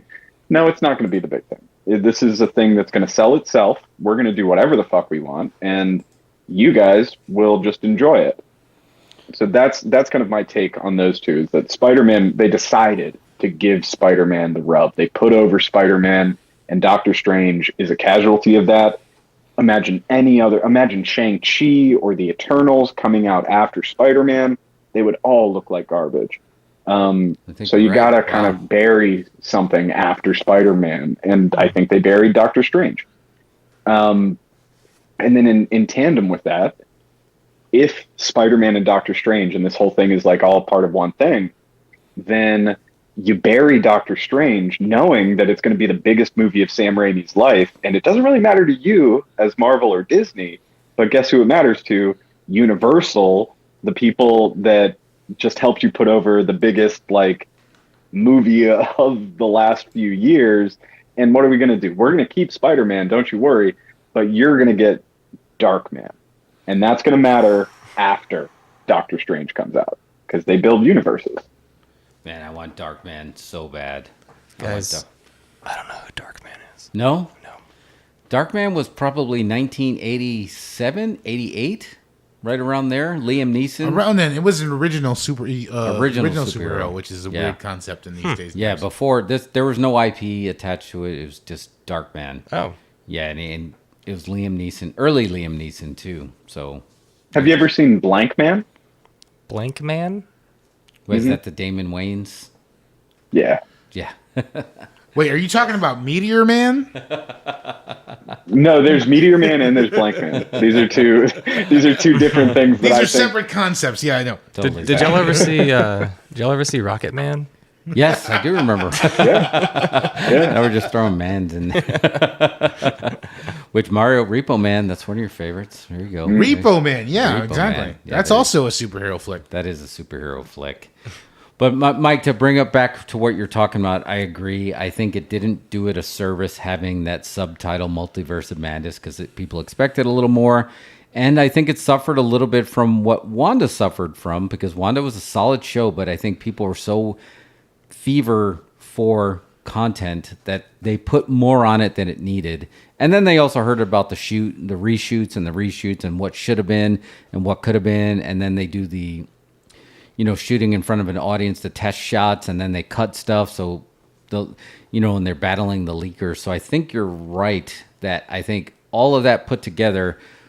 But for Spider-Man, they're like, okay, you can go all in because you're technically a separate universe, even though you're in the same. So I think they did suffer from that. That's a really good perspective. Well, but also think about this, right? Like, Thor: The Dark World was the most hated Marvel movie of all time. They just mentioned it and went there in the best movie from Marvel of all time, and now all of a sudden it's reframed in the context of the entire history of it. So, sure, Multiverse of Madness might not seem that mad right now, but let's check back in 10 years from now when Multiverse of Madness has plugs and teases for things that we don't know to look for yet, because they are planned 4 years from now, 6 years from now, 8 years from now, and 10 years from now. And that they don't care what you think about it when you watch it once. They want you to watch it more times than fingers. And that's a long-term plan. Yeah. 10 years from now, kids are going to be eating Reed Richards spaghetti as a thing. Hell yeah. His face looked very panicky. He was turning to spaghetti. It was very disturbing. I would too. It's like, wait, what? Oh, why are you making me spaghetti? Oh no, not again. I wouldn't though. If my body was being turned into spaghetti, I would wrap it around the face of the person that is turning me into spaghetti, so that regardless of what happens to me, if I die, at least they're covered in my body. That's right. I'ma spoon you with my spaghetti body. What was going through Wanda's head? Like, I mean, she's a genius, right? It's like, how do you defeat Reed Richards? You turn him into spaghetti. Yeah, lots of spaghetti. I don't know, man. I think, and another big complaint was she was a beloved character that had an arc during WandaVision where she's like, this is how you deal with grief. You sometimes go to a dark place, but you can come back. And she went to the dark place, and then she kind of came back. And then the teaser trailer in the show was just like, I'm reading the Darkhold. And then she came back and was just like, I'm going to kill everybody. Well, you realize this when you watch it. This was... Doctor Strange is supposed to come out after WandaVision. Yes. And everything got switched because of the virus. I think that didn't help it either. It was supposed to be quickly after. So a lot of people forgot about that post-credit scene where she was reading the Darkhold. I mean, if you read the comics... You know, and I've done some of the videos through the comics, and you see how powerful she really is. It wasn't far-fetched from the character for her to basically blaze through. And if you have, you know, just... She wanted to get with her kids, and she convinced herself this was the only way. And I know a lot of the whole mama bear thing that would... There's probably a lot of mothers out there that would kill a lot of people to protect their kids. I don't think that was that I mean, for sure. far-fetched. But again, like, I don't think that the narrative context of Wanda as a mother is why she is so brutal. I think she's there to bury Thanos, and she might as well be fucking Ryback. Yeah.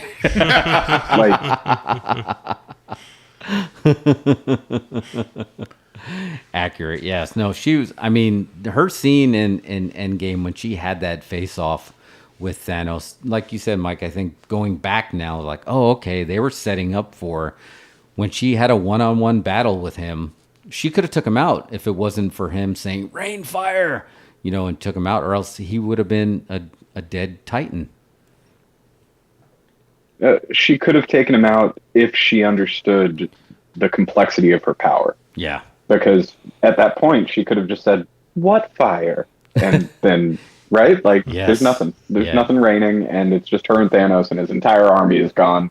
And it's just like, now Iron Man's holding the hammer, and she's just like, look, bitch, I ain't even got stones. So what do you think? What is the Marvel MCU right now? I mean, like, I don't know. I feel like I said, I saw The Northman, and I was blown away. There's several movies I've seen lately that blown me away. The new Nicolas Cage movie was awesome. Everything Everywhere All at Once was awesome. Oh, that was great. I think Marvel has all sort of blended together to me, and I feel like now it's a series. It's like a TV show that's on the big screen. You know what I mean? Is it set to just change now? Are they going to go all auteur and try to find folks to differentiate their films instead of blending them all together, or what's coming next? No, Marvel is going to be both. They're a why not both company, right? So this entire phase is focused on disrupting the thing that worked. They're going to do all these different crazy things that are tangentially related to the thing that worked. And people will build opinions, and you're going to drive some people off, but you're going to bring in a lot of kids along the way, so it's not really going to matter. And then in 5 to 10 years, you're going to have the next Avengers Endgame level movie, and you're going to bring all of those motherfuckers back in because it's going to be playing on the narrative timeline from when they loved it. So it's in their best interest to diversify opinions about their brand so that they can make mistakes. They haven't, up to this point, made a mistake that is large enough to kill them. They are not. They have not made DC level mistakes, but they know that they're coming because they always come eventually. So you got to diversify at this stage, and you got to disrupt the core hardcore fandom and splinter cell them so that only 10% of the audience is talking to each other over here because they love Loki better than anything else. And you got 10% here because they care about the down to earth, give me the Daredevils, give me the Spider-Man. I don't give a fuck about Captain Carter or Captain Marvel or whoever, right? Like, so you got to diversify so that you have audience cohorts that you can target and make very, very happy, because you are no longer trying to make everyone happy. Yeah, that's a good point, because they're splitting, and now they're splitting mediums between theaters and streaming. So they do have to look at it a little bit different. I feel like maybe Endgame, Mario, to answer your question, I think Endgame was a little bit of a peak, and then Yeah, for sure. you had that little bit of a peak, and now they're like, okay, let's find ourselves. So I think it's going to take a couple of years where maybe it's going to be good. We're going to see a little bit of experimentation. I feel like this could be considered experimentation. But the problem is you have a conglomerate like Disney making this experimentation. So it re-earthed an argument that came out from an article from Quentin Tarantino when the Hateful Eight came out, and he was trying to play at the was it called the Video Dome in Hollywood, which is a theater that obviously he revered growing up in LA. And they said, no, we have a contract with Quentin Tarantino to play Hateful Eight. We're going to play you till this time, and then we're going to switch to him. And then Disney was like, cool, I guess you never want any of our films ever again. And he got bumped out. So their experimentation is going to happen, but this is happening with Doctor Strange too. And here's the thing, and Mike, maybe you can answer this, with a big conglomerate experimenting like this. My second showing of Doctor Strange was sold out, but when I went there on Sunday, there was completely full empty rows. And somebody said there's a theory out there that they take the marketing dollars and they buy the seats to make it seem more filled. And it doesn't matter because they're getting that money back, but it's creating somewhat of a demand. And I don't know if that's true. Right. And that's what's dangerous with having a big conglomerate that's experimenting with stuff like that. Yeah. Yeah, but they don't have to, right? Because so 2021 Disney Marvel movies made $4.5 billion. That is so much more than they invested in movies last year. That people at this stage, there's a precedent that's been set where people looking to make a buck will treat movie theaters like SeatGeek to try to create a secondary movie ticket marketplace, because that's where scalpers make their biggest dollars. So I look at empty rows like that as just like early adopters that are way ahead of the actual end game of what theaters are going to be trying to do, because I think they will enable that. And that there's probably more tests like that happening from theaters where they never even put that row up for sale, and they are experimenting with some sort of secondary marketplace. Think about like Groupon back in the day, right? Like, but now we're at a stage where Ticketmaster, you put a game on sale at Fenway Park, or you put a concert on sale, and it sells out immediately, and there's tons of bots. Basically everyone that gets one is a bot. And so theaters have an opportunity here to leverage that perception of reality and not put everything up for sale, and potentially make a premium on a secondary market, because they're the ones that are struggling. Disney is not struggling. They have nothing to do with who is sitting in a theater, because they can just put a Doctor Strange movie out and they don't care if it's valuable. They don't care if it's good. They just put it out, and they got the star power. They got the history at this point. So they're going to make billions of dollars. Like, they don't care about the row at your local theater. That's like literally a penny of a penny of a penny of a penny to them. You did it again. You showed me something I didn't even see. That's got to be it. That totally makes sense. And you're right. I mean, worldwide, they're already at $500 million.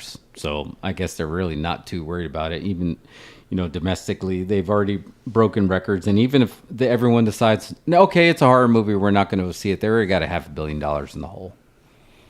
That's what I mean. They, over the last so look at it in a 3-year context. They've made way more than $10 billion on this stuff. And that's just the ticket sales. That's not even like the things they actually make money on, which are the merchandise and t-shirts and the jackets and the blankets and all the stuff that they have great licensing agreements for and don't put any money into. Like they want to make mistakes, but not like universe shattering mistakes. So the narrative is all about shattering the universe so that the mistake they make can't be the same mistake that was made in the movie, I guess. No, that did. I think you're right, man. It's all a conspiracy. We just want to watch movies. Like, why does it have to come to this? But no, that's good stuff. But watch The Norseman. Yeah, watch. Hook, are you a Hook? If you want to see movies, watch that movie. That's a movie. Doctor Strange. Look, I know we talk a lot about comic book movies and all that stuff, but like Doctor Strange is like product. Norseman is a movie.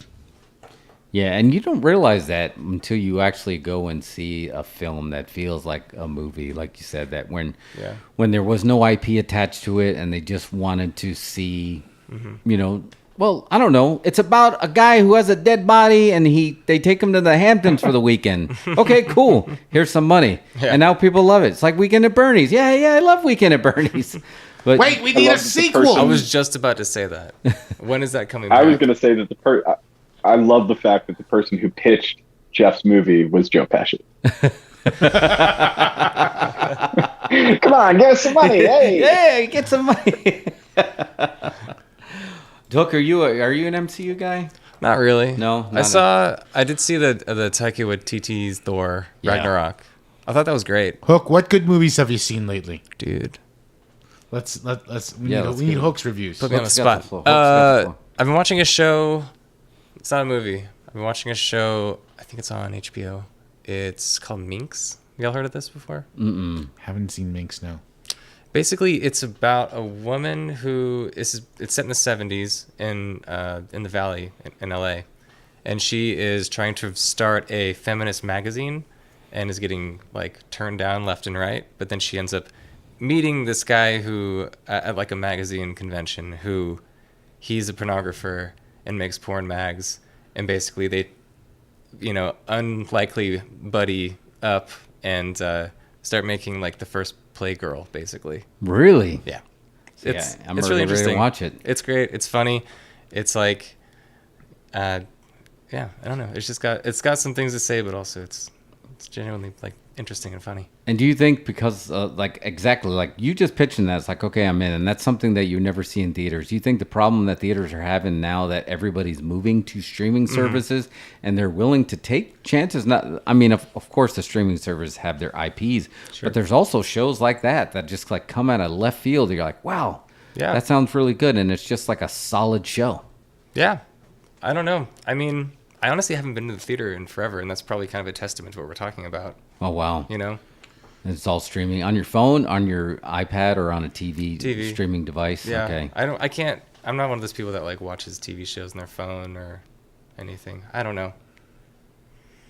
Mostly TV on there, so streaming device, which is the theater is supposed to create an experience, but you still want to find a way to absorb the content, even if you don't want to see experience. And we talked about this on before. There's tiers, right? It's like that's a theatrical experience, or that's going to be something that I'm fine to wait. Yeah. And I'll watch it when it's I can rent it. And then there's like I'll just wait till that's on some kind of free streaming platform where I'm not going to spend any money for it, which is a testament. I mean, they're talking about all these big IPs, but the big quote unquote release this week is Firestarter, which is basically a remake, not a requel, not a reboot, and that's an IP, but you can watch that on home at Peacock. It's got that day and date release. That's on Peacock? I want to watch that. Yeah, it's on Peacock. I love Firestarter. That was a great. Yeah, Firestarter was great, so I'm curious what they're going to do with it. Just back off. I think I saw a trailer for that.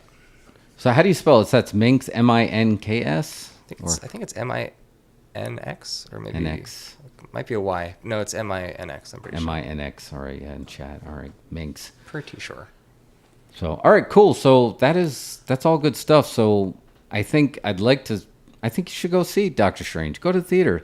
Are you an Alamo guy? Maybe would you go to theaters for? Should we go now? Yeah, you guys want to just go? Like, should we just go now? Like after the podcast, and just go watch. Come back and talk about it some more. Yeah, there you go. Everyone just wait there. We'll come back just a couple hours. I'll just put on the "Be Right Back" until we get back. Just play the beer ad over and over and over and over. Cool. So, all right. So I think we covered it on Doctor Strange. I think it's time to go to the next spot. We're gonna want to talk about some lucha. No lucha yet. We don't have to talk about lucha. Although, I mean, is movies and wrestling, that's basically all the same thing. It's all simulated realities, because the whole thing about these layers of realities when you're living in what is considered a simulated reality is there could be simulations within the simulations, or there could be modals within the simulations, which are just mini simulations in that simulations. And in a way, I think there is a universe where, like, no, in this universe, the heroes don't exist and they're just actors, and here's their names in this, and that's our universe. So you can't, is that unprovable? Parallel universes? Is that unprovable?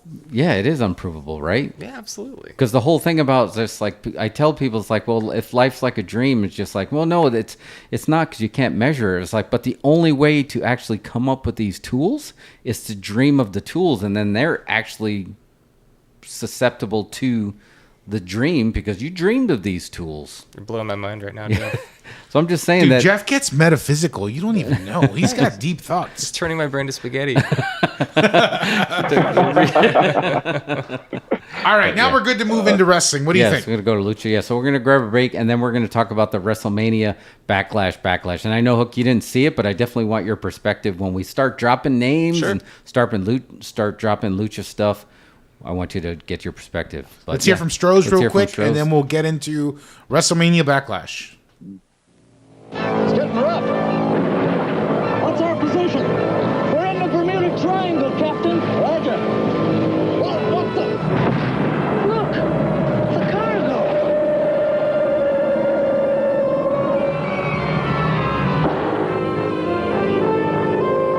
I don't believe it. We've flown the Triangle before. Yeah, but never with Strohs.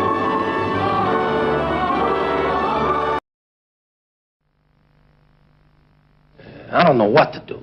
What would you do if you were me? America's got this beer. It's called Stroh's Light.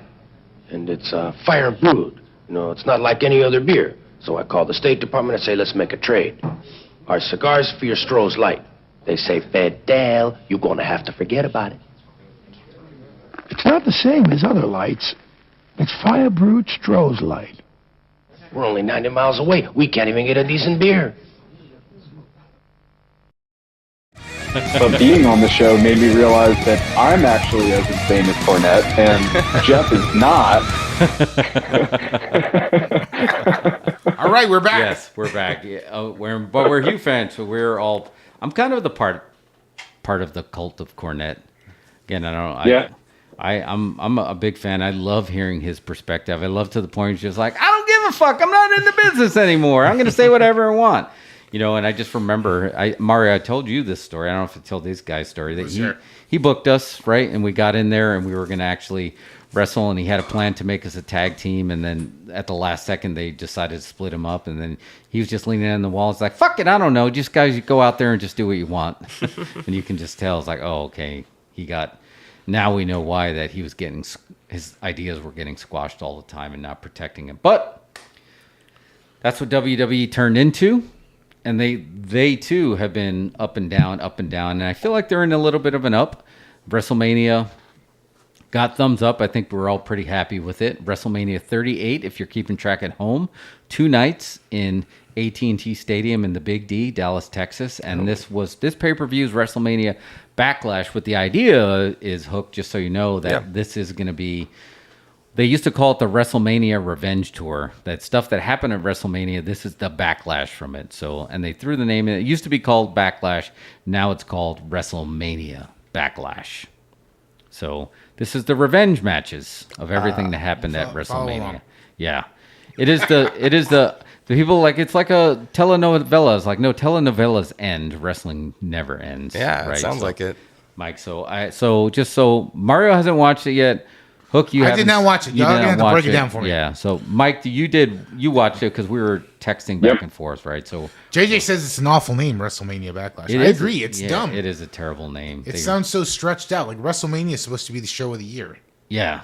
You really just don't even know it. So it just sounds like they're making more than one WrestleMania. Like, you know, like they're divvying up into smaller parts. And they don't need to It's called WrestleMania. It's already tough that it's going in 2 nights because they've already backed themselves into a corner. Now they have to. They're never going to have that sellout, but it's still a pretty big crowd. But these little super shows are not. They don't feel as special as they probably should be. It just feels like more of a super show for television. So we're going to go through match by match. If you guys are ready, WrestleMania Backlash. So we started off hot. Curtain jerk right out of the gate. Cody Rhodes defeated Seth freaking Rollins pinfall. 20 minutes, 45 seconds, clean finish. This was part 2 of their matches after coming off a hot surprise match because no one knew Cody was coming back to WWE. And I thought this was a great match. Cody, I was telling you right now, he might be my favorite wrestler just because he's living kayfabe. Like if you watch him on the Broken Skull podcast, Mike, I don't know if you've seen that yet, but there is no, this is my character and then this is me. It's Cody all day long, and that's what always made the magic work with pro wrestling. Yeah, I haven't seen the Broken Skulls podcast in full, but I understand the angle that they're taking with Cody Rhodes, and I love it. Like the match between him and Rollins. The only thing that I will say is that putting that match at the top, that's more risky than I think they even understand at this point. They're really lucky that people hung out past that because that was the match I was tuning in to see. Yeah, no, this easily could have been the main event. This could have been at the top of the card. This show had basically 2 different matches that could have been placed at the main event, but I do appreciate and understand that they wanted to start off with a hot match. Mike, are you surprised that Seth Rollins basically did the honors for Cody 2 pay-per-views in a row? No, not at all, because Seth Rollins is a long-term player. Yeah. He wants to lose to Cody Rhodes 2 times in a row so that when Cody Rhodes is there and Roman Reigns is in Hollywood, Seth Rollins becomes the top star. Right. Good point. Yeah, right? I totally agree. Like, name a top guy in the company right now that Seth Rollins hasn't jobbed out to. Yeah, good point. You're right. Can I sidetrack this podcast for a second? Yeah, go for it. What movie is Roman Reigns gonna be in? What is Hollywood gonna put Roman Reigns in? I mean, like, I'm not sure that I see him being a Hollywood star. Like, what is it gonna be? Like, is he gonna do Kindergarten Cop?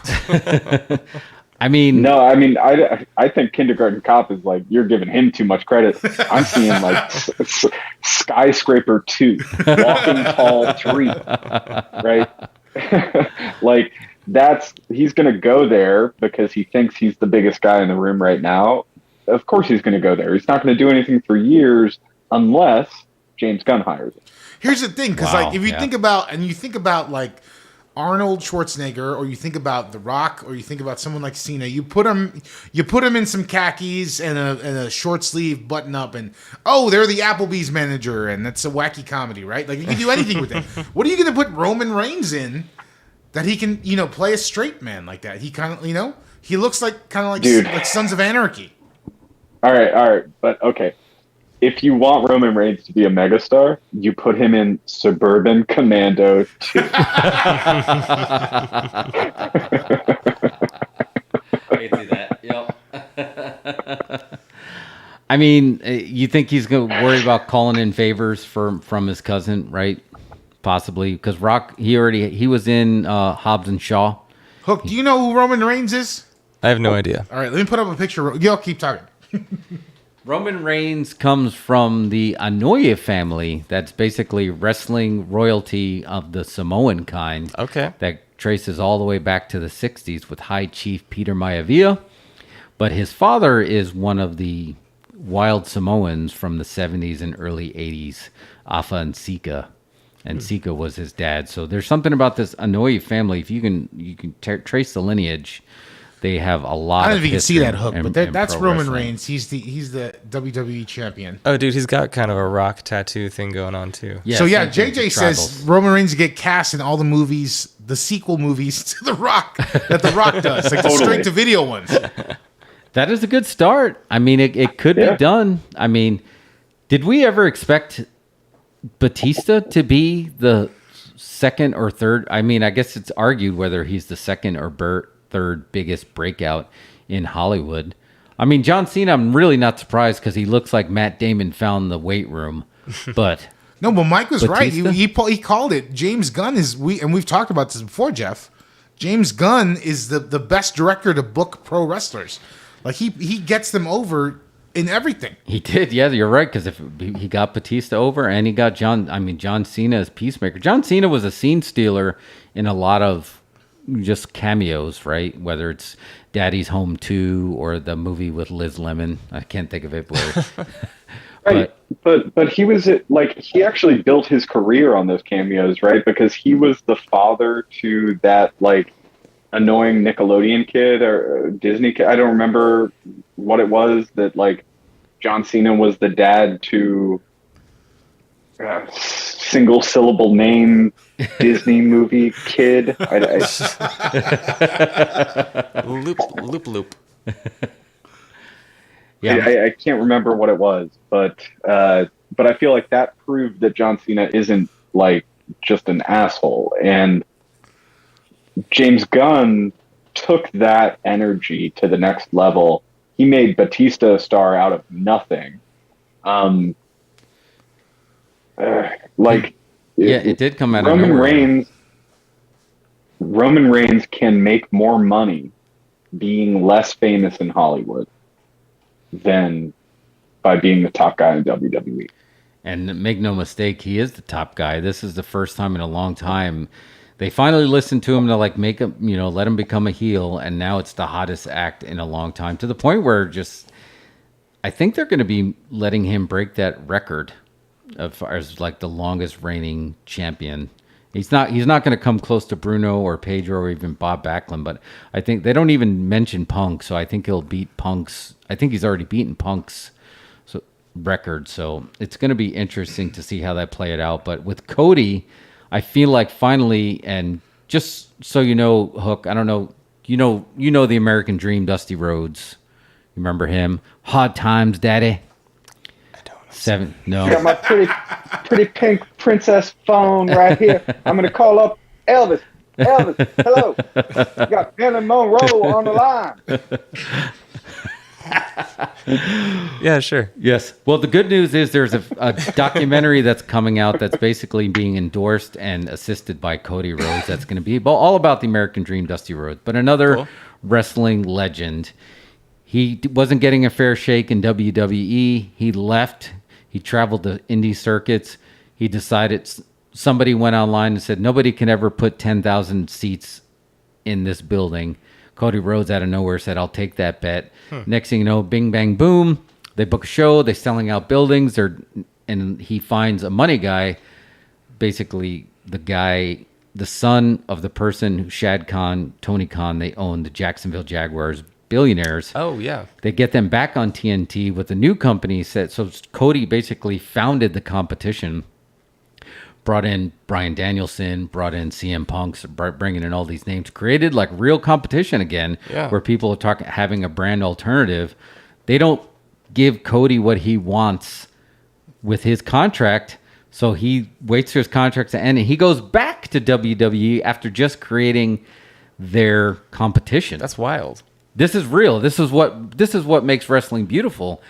This is a real story playing out, because now you have an EVP who started your competition, jump back to you, and now has all this knowledge of all the contracts, of the dates of when the wrestlers go out, the money that they're making. Yeah. But at the same time, he just wants to do right by his dad, because you know what? There's a show that happened in the 70s. They had a squash, a schmoz finish. Dusty said he had the win, but he couldn't win the belt. So now he's making it like personal, that I really want to have this belt for my dad because it's real to me. Yeah. That's honored. So it's like there's a real story that's playing out. And for once, WWE's not leaning into the corny stuff. They're leading into the real story, which is making this so compelling. Like this so guy, it's like a dramatization of reality. Exactly. It's just like That's this cool. really happened. I created your competition, but I want to come back because I want to honor my father's name. That's so interesting how it mirrors reality in that way. And that's what it's working so well. So I think with this, they finally created somebody that there hasn't been really anybody that you felt like in the past 2 years that's not named Brock Lesnar that could beat that could beat Roman Reigns. And the only reason Brock Lesnar is because, again, they blended reality with the fantasy, because Brock Lesnar, everybody knows he went to the UFC and he won the title in quote unquote real fighting, shoot fighting. So he always just walking in the building, he's on their giant. They're like, oh my God, that's Brock Lesnar.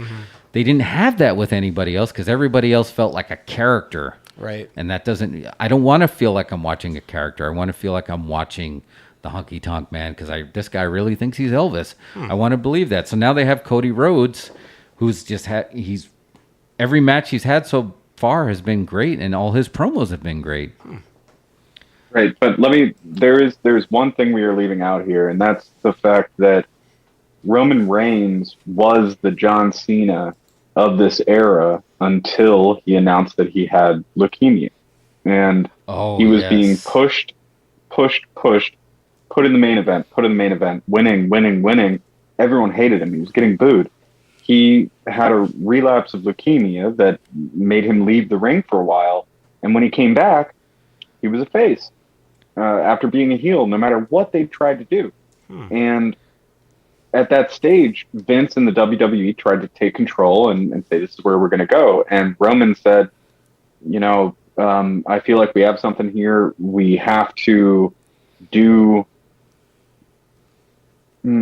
I have to be flexible enough to react to the fans, and I have to be able to control the narrative here. I will only come back to the WWE if I came back after everyone just hating him no matter what he did, and he came up with this head of the table gimmick, that he was the head of the table. He is the leader of this industry. And it's because of his lineage, but it's also because of his push, and it's also because of his natural talent. And that's something that no one else has ever really had the flexibility and the capability to bring to wrestling, where you're blending like the intentions of the business, the intentions of your family history, and the intentions of the individual. And so that's kind of created this perfect storm for Roman to have a character that is the most over in wrestling, because everything he does is part of a long-term story where you hated him for 10 years before you fell in love with him because he left, and then really fell in love with him once he showed you his true self. Can I just sidetrack the podcast for a second? Yeah. Did Roman really get over, or they just feed him to us till we decided, he's over? No, I think he did. I think he did when he changed, like when he first exposed that, like, my name's not Roman Reigns, my name's Joe, and I have leukemia, and I have to go away for a while. That was step one of the reinvention of the Roman Reigns that was forced down your throat. And then the step two that, like Mike said, when he came back, I think it threw everybody for a curveball. And then he's like, wait a minute, no, I'm not going to let them force me down. I don't need to be forced down your throat, because I'm already falling down your throat because I'm bigger than your throat.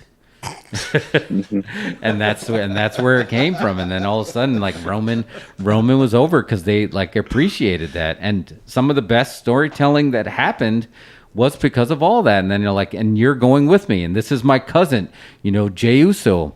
I know you know him as the Usos, but no, he's my cousin, and he's my guy. And it's like, no, I'm not your guy. He's like, you always thought, and then all of a sudden you're watching this family drama play out, and it was like some of the best stuff. And he's like, I'm sorry, I don't want to choke you out, but I have to. And then you lost, and then you're like, okay, fine, you choked me out, now I'm with you. And now they're hot heels, and it's just like everything about it works so well. And then they get Paul Heyman to break away from Brock Lesnar, and he ties together with some of Roman's family from the late 80s with the Samoan SWAT team. And you're like, no, I know you, Brock. I've known you since you're the next big thing, but guess what? I have relationship with the Samoan SWAT team. So I've known this family my whole life. I used to take a picture of Roman's dad, the Wild Samoans, in Madison Square Garden when I was just a kid. And he sided with them. I was like, wow, this is all like, this is working perfectly because they're taking real life elements and they're fluffing it up a little bit. So I think that's why he's getting over so well now. They're also like really bringing in the old school fans too.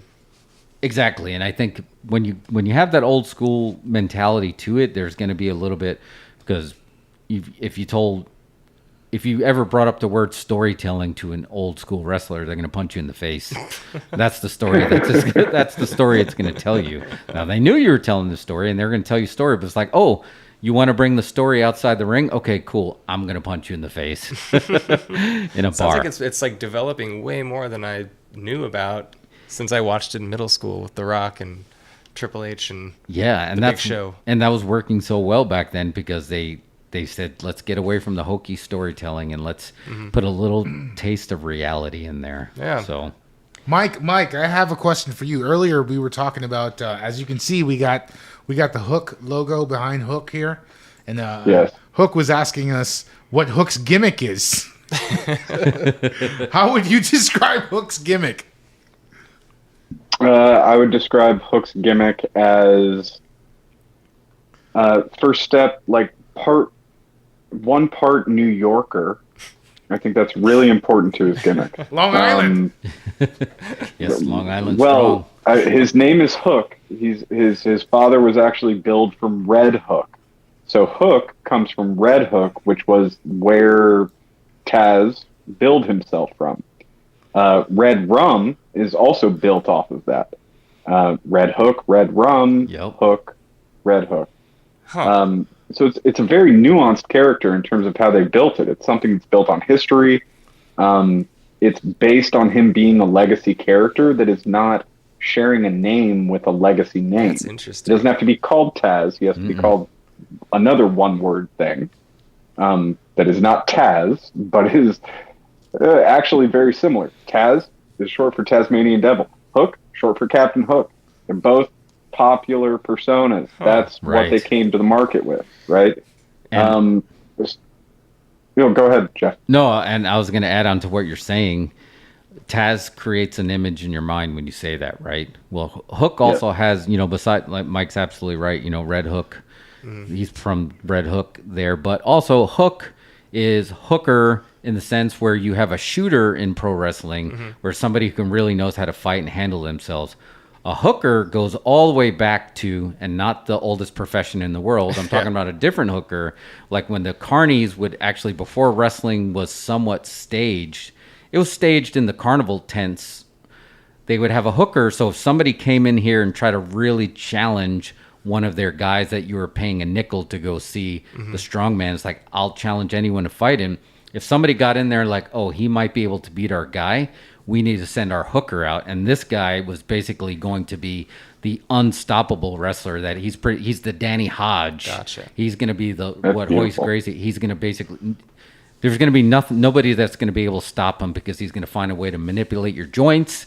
He's going to find a way to knock you out instantly. So that's the Hook. So when you see the word Hook, there's also that subconscious of like, this guy really knows how to handle himself. Cool. Hence, send Hook, because back in the carny days, oh shit, there's somebody in there that might be able to take our guy out, send the hooker. Oh. So it's a little bit of both. Like the closer. Yes, it's a closer. Yeah. Send the hook.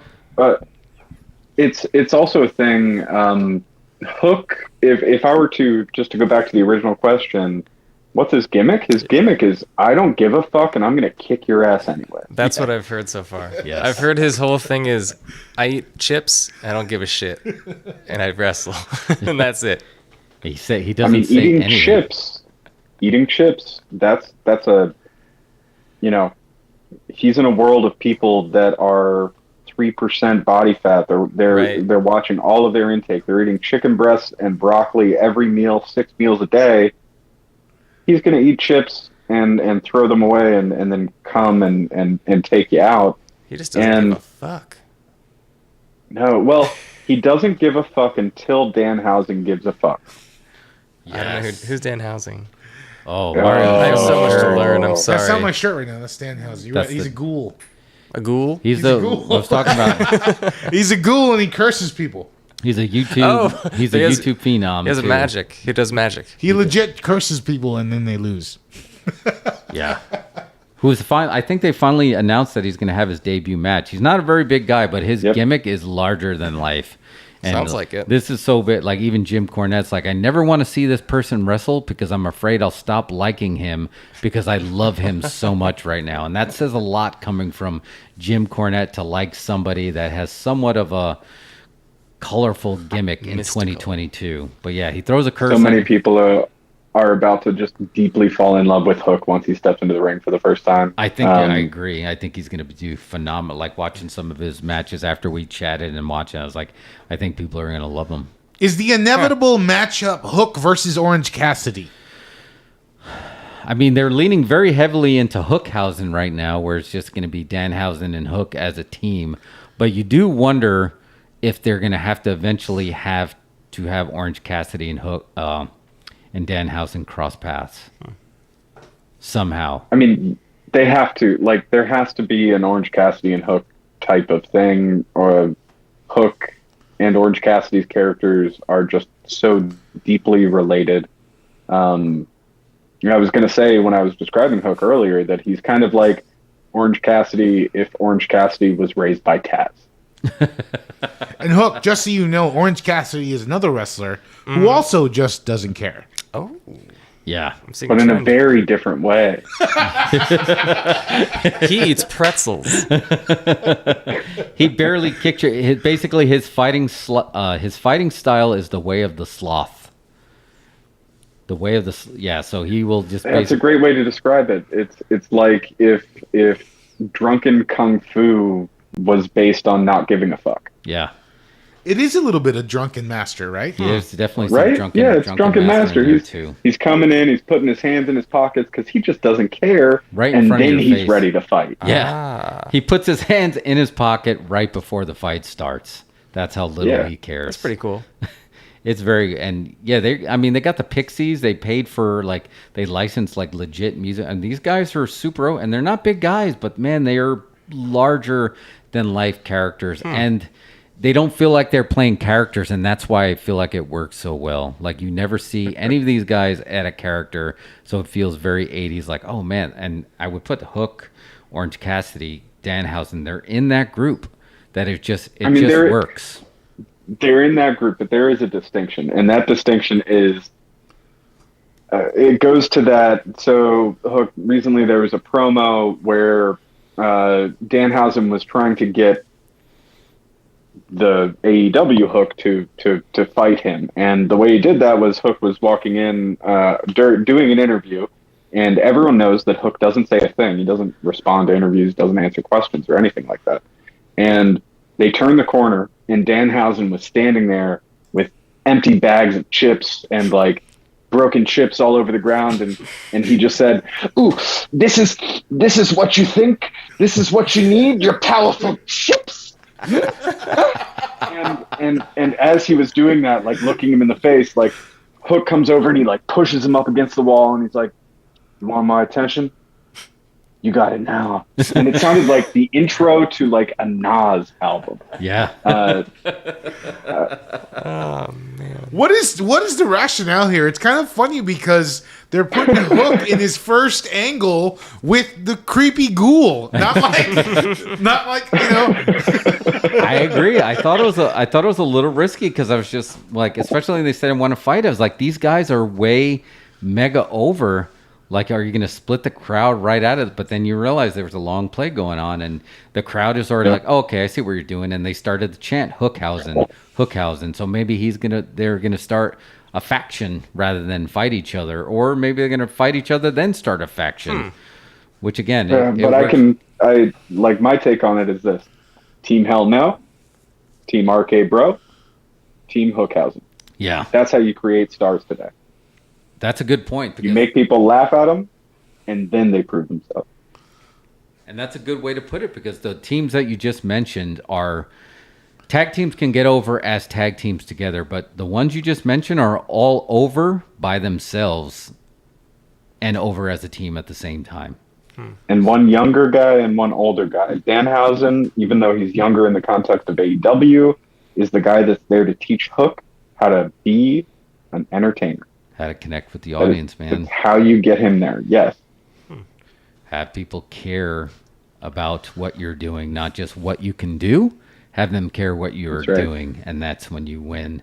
That's when you start making the big money. Hook, we'll show you some Hook clips after the show. Yeah, so you can leave with some context. I know it's just kind of like we said. Show him some Danhausen clips too, man. I got a lot of Googling to do tonight. You got to follow Danhausen on YouTube and just watch his vlog, and then you're good to go. Also, I just need to say we need to continue to have segments where we have people on the show that don't watch pro wrestling and we describe it to them. Yeah, because that's like the coolest shit. Yeah, and it feels like and we're getting you excited, right? We're just we're pitching you to watch it. Genuinely curious now. Man, and it's good. And tonight's AEW, and right now they're in Long Island. And just if you watched, and I think Punk is, in Long Island, Punk's a heel, so he's wearing an Islanders jersey of a guy who got traded from the Islanders. So he's basically like, I'm going to be a scumbag because you guys are going to cheer for MJF. Awesome. Jeff is going to be upset after the show. I'm going to be very upset. Whatever comes out about the Islanders tonight. I mean, they didn't even make the playoffs this year. I mean, and that's a shoot. He's going to be upset. Yeah, because it's just like, why does he have to be a heel in Long Island just because they're going to cheer for MJF? They might still cheer for you. So it's just like, well, screw it. I'm going to take a crap on your hockey team. And it's like, then you're definitely going to boo me. I mean, the Islanders, oh man, I feel like opening of Mallrats, playing on Sega Genesis. We never beat the Canucks. That's the thing that sticks in my head. So two things here. Shoot, Danhausen is my favorite wrestler right now. I really deeply relate to him. Pretty good. Pretty good. Pretty evil. Pretty good. Pretty evil. Pretty good. Pretty good. Very nice. Very evil. He sounds like Larry David. These things with his eyes. It's a little bit. I love it. It's a little bit.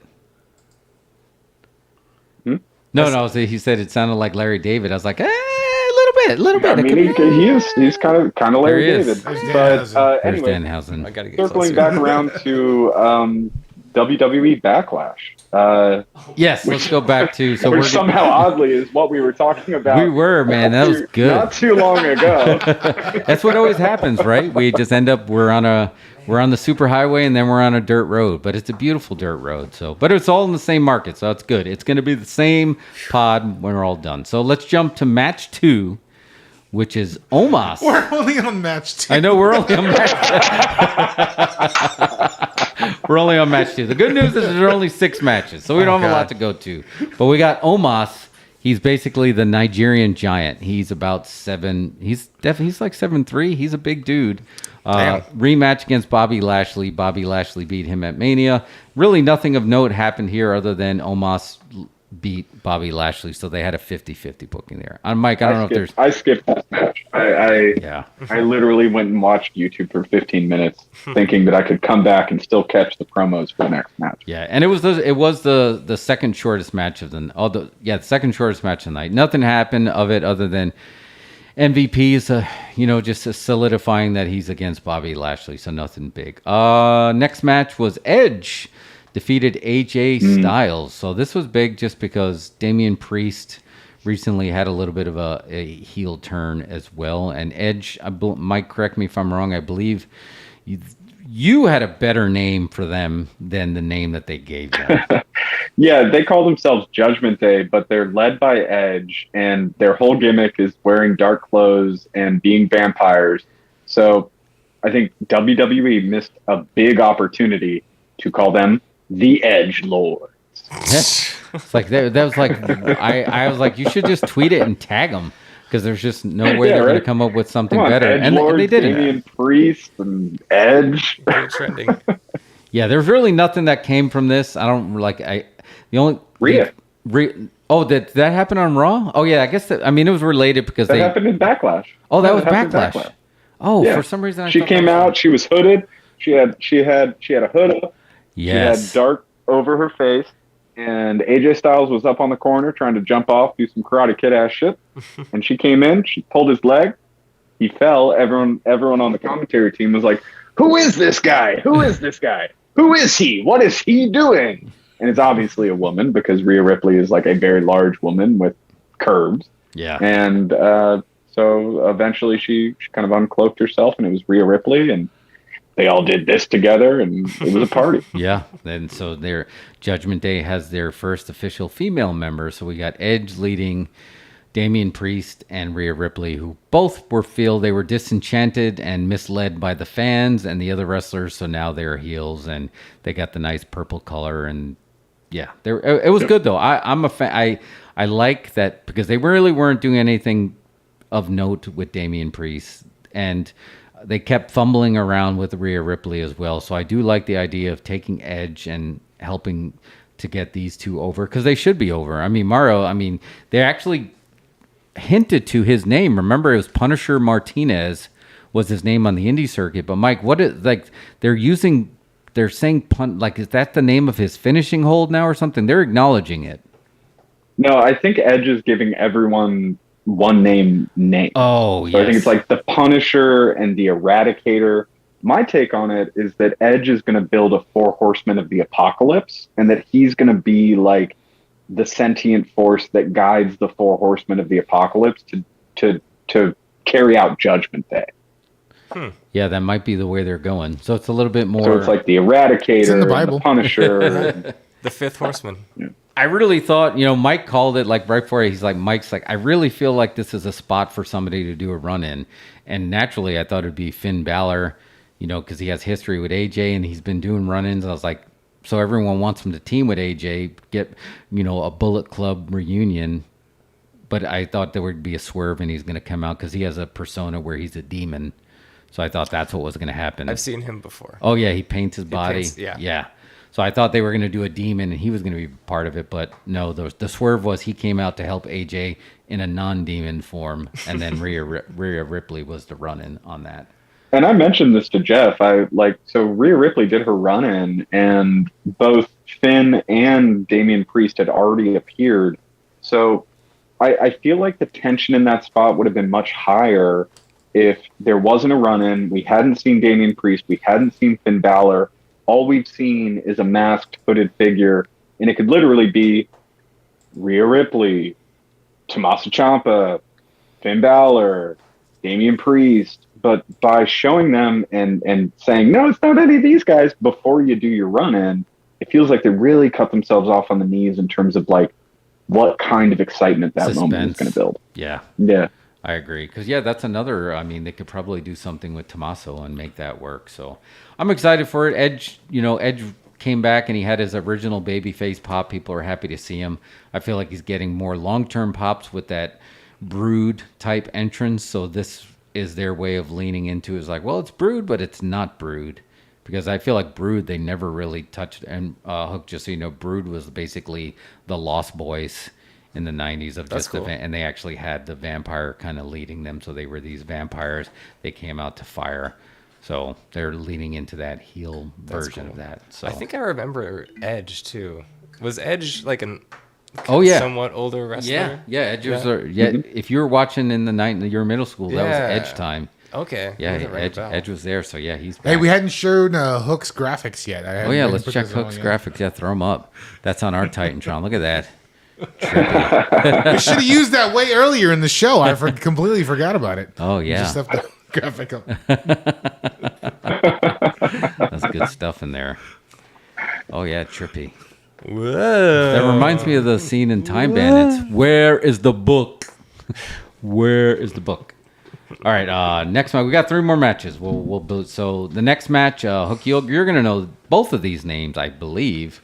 Rowdy Ronda Rousey. You know her from UFC days? Yes. Yes. So she's actually a WWE performer now. I think I heard about that, yeah. Yeah, so she actually defeated Charlotte Flair, daughter of the Nature Boy Ric Flair. Woo! Oh, really? Yeah, so she's got pedigree, but she beat her in an I Quit match. And the thing about the Ronda Rousey matches is a lot of people don't like her because she's very sloppy with her wrestling. And and it's not a problem if you look at it from, she really brings a sense of danger. Like, she might hurt somebody because she really gets too much into it. And I feel like she can easily, oops, I snapped your arm. Oops, ouch. So I don't know, Mike, if you agree, or Mario, if that's how you feel. Like, I don't think you're not a Ronda guy, right? Me? Yeah. I guess not. Not really. I don't really. I feel like she kind of like stands out as far as in professional wrestling. She doesn't blend into it well. No, she just feels awkward in it. You She's know, very awkward. Yeah, it comes off as very dangerous because I was like, I would be afraid to be body slammed by her because I feel like she's going to put you through the mat. Yeah, and I always thought they were going to. I feel like. Go ahead, Mike. Yeah, they just need to. They need to lean in on that as her gimmick. Yes, she shouldn't be the baddest woman alive. She's the most awkward wrestler alive. That would like fit it a lot more, and she should be able. Like she should have a character that. Like, they haven't done a Team Hell No moment with Ronda Rousey, and that's what they need to do. They need to make her human by making her, like, the butt of a joke. And she's always just been, like, the biggest badass that is out there. Yeah, that's a pet peeve of mine. Everybody can't be a badass. She doesn't strike me as someone who would be down with that. No, and that's the problem. I don't think she is. I think she wants to go out there and be the badass because she came up, she won medals in judo and she won the UFC title. So she's never really been the butt of any kind of jokes. But in wrestling, Kurt Angle, who was an Olympic gold medal winner in wrestling with a broken freaking neck, he got over because he put on the little cowboy hat and he started singing and, he worked with Edge to be the butt of the joke. And it didn't take away from any of his skills that everyone knew. He can still like if he would be the hooker of when he wrestled, he would be the guy that you'd send in there to fight somebody. So if Ronda did that, I agree, Mike. I think that would really help her get over because I feel like the best she did was her and Shayna Baszler in the Royal Rumble when they were kind of like bumping fists and showing that they were real friends. That's the most we got to see her humanized. But this match was stiff, man. Woof. Was stiff, like those kendo shots, and you saw the insta welts. People are like, "Oh, look at that! They must put red paint on there." It's like, nope, that is a welt because she hits really, really hard with the stick. Yikes! Yeah. So, but you got the belt back. As they said, "bitch" on camera so many times. Oh my God! Yeah. Like sometimes they said it into the microphone, and I feel like. About halfway through that match, Ronda Rousey had probably called Charlotte a bitch to her face like 20 times. Easily, and it really felt like they just didn't like each other. That they're too similar in their respective like actual industries. That Ronda is the Charlotte Flair of UFC, and so they're just always going to hate each other. Much better match than their WrestleMania match, but. I honestly did think that this was going to be the Barry Ronda Rousey match because she's just been so bad since she came back. Yeah, she's definitely struggled since she came back. And it was an I Quit match. So, Hook, so you know, an I Quit match is literally, instead of tapping out, the ref's going to hold a microphone in your face and you have to say I quit as they were trying to tap you out. So that's why we got a lot of those audibles of dropping F-bombs and calling her a bitch. That's incredible. Yes. I've never heard that before. Yeah. There was one point in the match where Charlotte was like, ask her. And she's like, no, bitch, I'm not gonna quit. And then she's like, ask her again. And Ronda was like, no, bitch. And then Charlotte was like, ask her again. Wrestlers should only say hell and ass, and that's it. They shouldn't use any other curse words. No, not. Again, Ronda's the baddest mom on the planet, so that's what she's gonna do. So, but it was a stiff match. If we're gonna mention moms in wrestling. You see that Asuka promo on Becky? Oh yes, Asuka had a return. You gave me the belt to go be a mom, yes. But now you the baby. Oh, good. I love Asuka, and I was so happy to hear that music. And she got a nice pop, and that promo had the awkward because English is not her first language. She's Japanese, and she's like her English is very select words. So the way it came across that the word she does know, the way she delivered it, it was great. And then she did the week before she just did a thumper in the nose, like I'm gonna stop you, boop, and it's just like man, it's just like wow, this is good stuff. You would like Asuka, very colorful. Okay. She has the Joseph and the Technicolor dream coat for her ring garb, and she has colored tears coming down her face. She has a great YouTube page where she cooks. Yes. That's cool. She's a human. I feel like a lot of people are doing this in this day and age they're almost trying to become anime characters, like to make. Oh, yeah. That's a thing, and Asuka is leading the charge. Jeff, you need to go Oh, what is that? I was like, wait, what is that behind you? Which is a little bit of a callback because we were just talking about your Halloween dance. Yeah. And now there's another Halloween creepy, scary skeleton dancing all around. Oh, that's awesome. That looks really good too. Your graphics are on point, Marty. Yeah, man. Graphics today work really well. Where'd you get dabbing skeletons? Oh man, it makes me. I'm ready for Halloween. I just googled dabbing skeletons. No. So the next match was Happy Corbin versus Madcap Moss. Yeah, right? yep. This was my YouTube moment. I mean, this is when I checked out, and nothing. Look, Corbin can work, and I don't know. This is just not. This feels like too much people playing characters. Yeah, totally. I mean, they're gonna bring back Madcap Moss in 4 years and call him like Hadcap Ross or something, and say that he's the younger brother of Madcap Moss. Oh man! So it's really hard to invest in characters like that. No, and yeah, this is Corbin's like third or fourth character. It's just it's. He's a great wrestler. That's the thing. And both of them, and Madcap Moss has a good look. But I mean, just like they were better together, but now that they're fighting each other and you're not really investing in either, it's just like, okay. But I guess this was the cool down match between Ronda Rousey, Charlotte Flair, and the main event, which is the Bloodline. So Jeff, how would you sequence these matches? Like, okay, so main event happened. It was a fine main event. No belts on the line. 6-man tag, right? Like taking that into consideration, we'll probably talk about it more a little bit later. How would you have sequenced the order of these matches?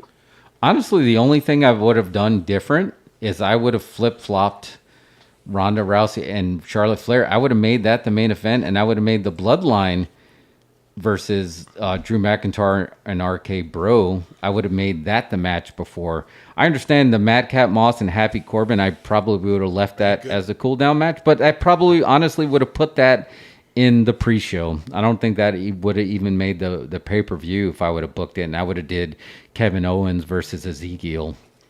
Yeah. I mean, fair. Definitely would have switched those matches, not had this exact match set. What I probably would have done would be Ronda and Charlotte as the opener, because that's going to get the most social media buzz. That's going to get the most people talking, most people sharing. So get people talking about Ronda Rousey, and maybe they're going to tune in. They would still be hanging out for the Rollins and Cody match at that stage. Yeah. So I'd go Charlotte Ronda, which nobody really cared about, but was better than what people expected. Yeah. The next one I would go with, then I would do Corbin and Moss, because that was the worst match of the night. Yep. After that, I would probably do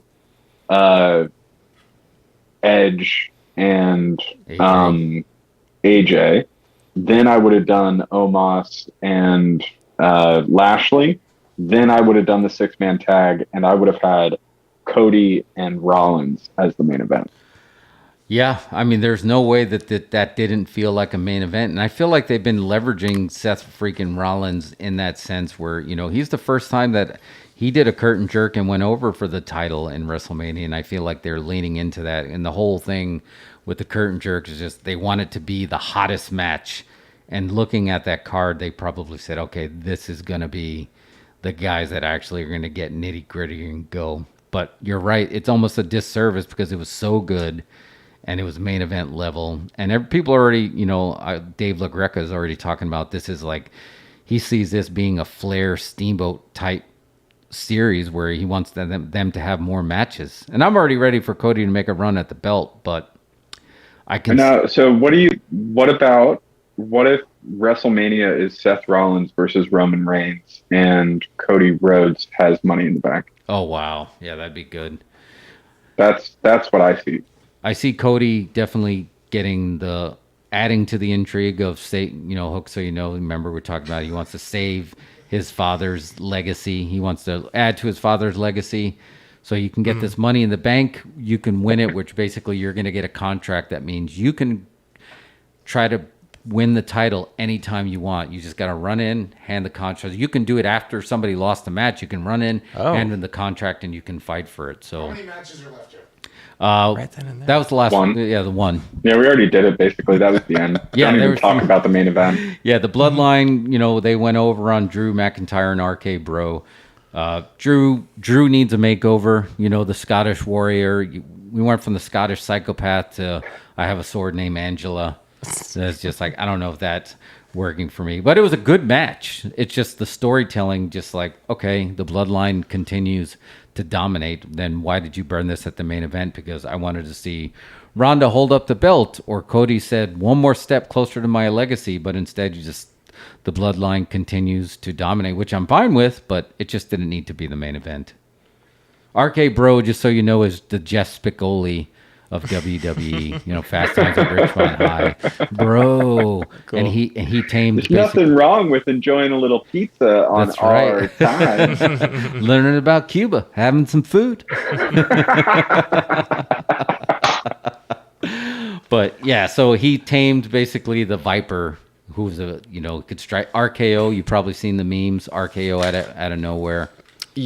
That rings a bell. Yeah. Yeah. So they're the odd couple that won the tag team titles. So they're definitely all main event level, but this card could have done well to rejigger their order, because the matches were all pretty good. I mean, I didn't have any, the Madcap Moss, Happy Corbin, probably, like you said, that was the thumbs down, but all in all, it was a good show, but it doesn't have that same, coming off of WrestleMania, there's always a little bit of steam that's lost. All right. Yeah, I was surprised at how much the Dirt Sheets enjoyed this show, honestly. The web seemed to hold it up as a very nice wrestling spectacle, and maybe it was, but I feel like they just could have done a lot more. Exactly. So we'll see. We'll see where it goes. It's all on Peacock, though, so you just pay your $5.99 and we'll see how it goes. So. I have Peacock. You have Peacock. There you go, man. Right. Watch Firestarter. I just keep getting the hook for the graphics. Why didn't we bring these in way earlier? Yeah, these graphics. I think that's a perfect way to end the show. I mean, because we're creeping up at 2 hours and 45 minutes, so we can just end the show with Hook going in different graphics behind him. This podcast was longer than Boogie Nights. So yes, it was. So Mike, thanks for jumping on, man. It's always great to have you on here. Hook, thank you for being in studio. Absolutely. And I think we're all going to be a big part of I'm Not Fucking Dead. Hell yeah. Yeah, so we're going to be a big part of that. It's coming in soon. So tune into that, and then we'll be back next week. I think we should be back here, same bat time, same bat channel. I don't think there's anything different going on next week. So appreciate it. So Chewy, get us out of here.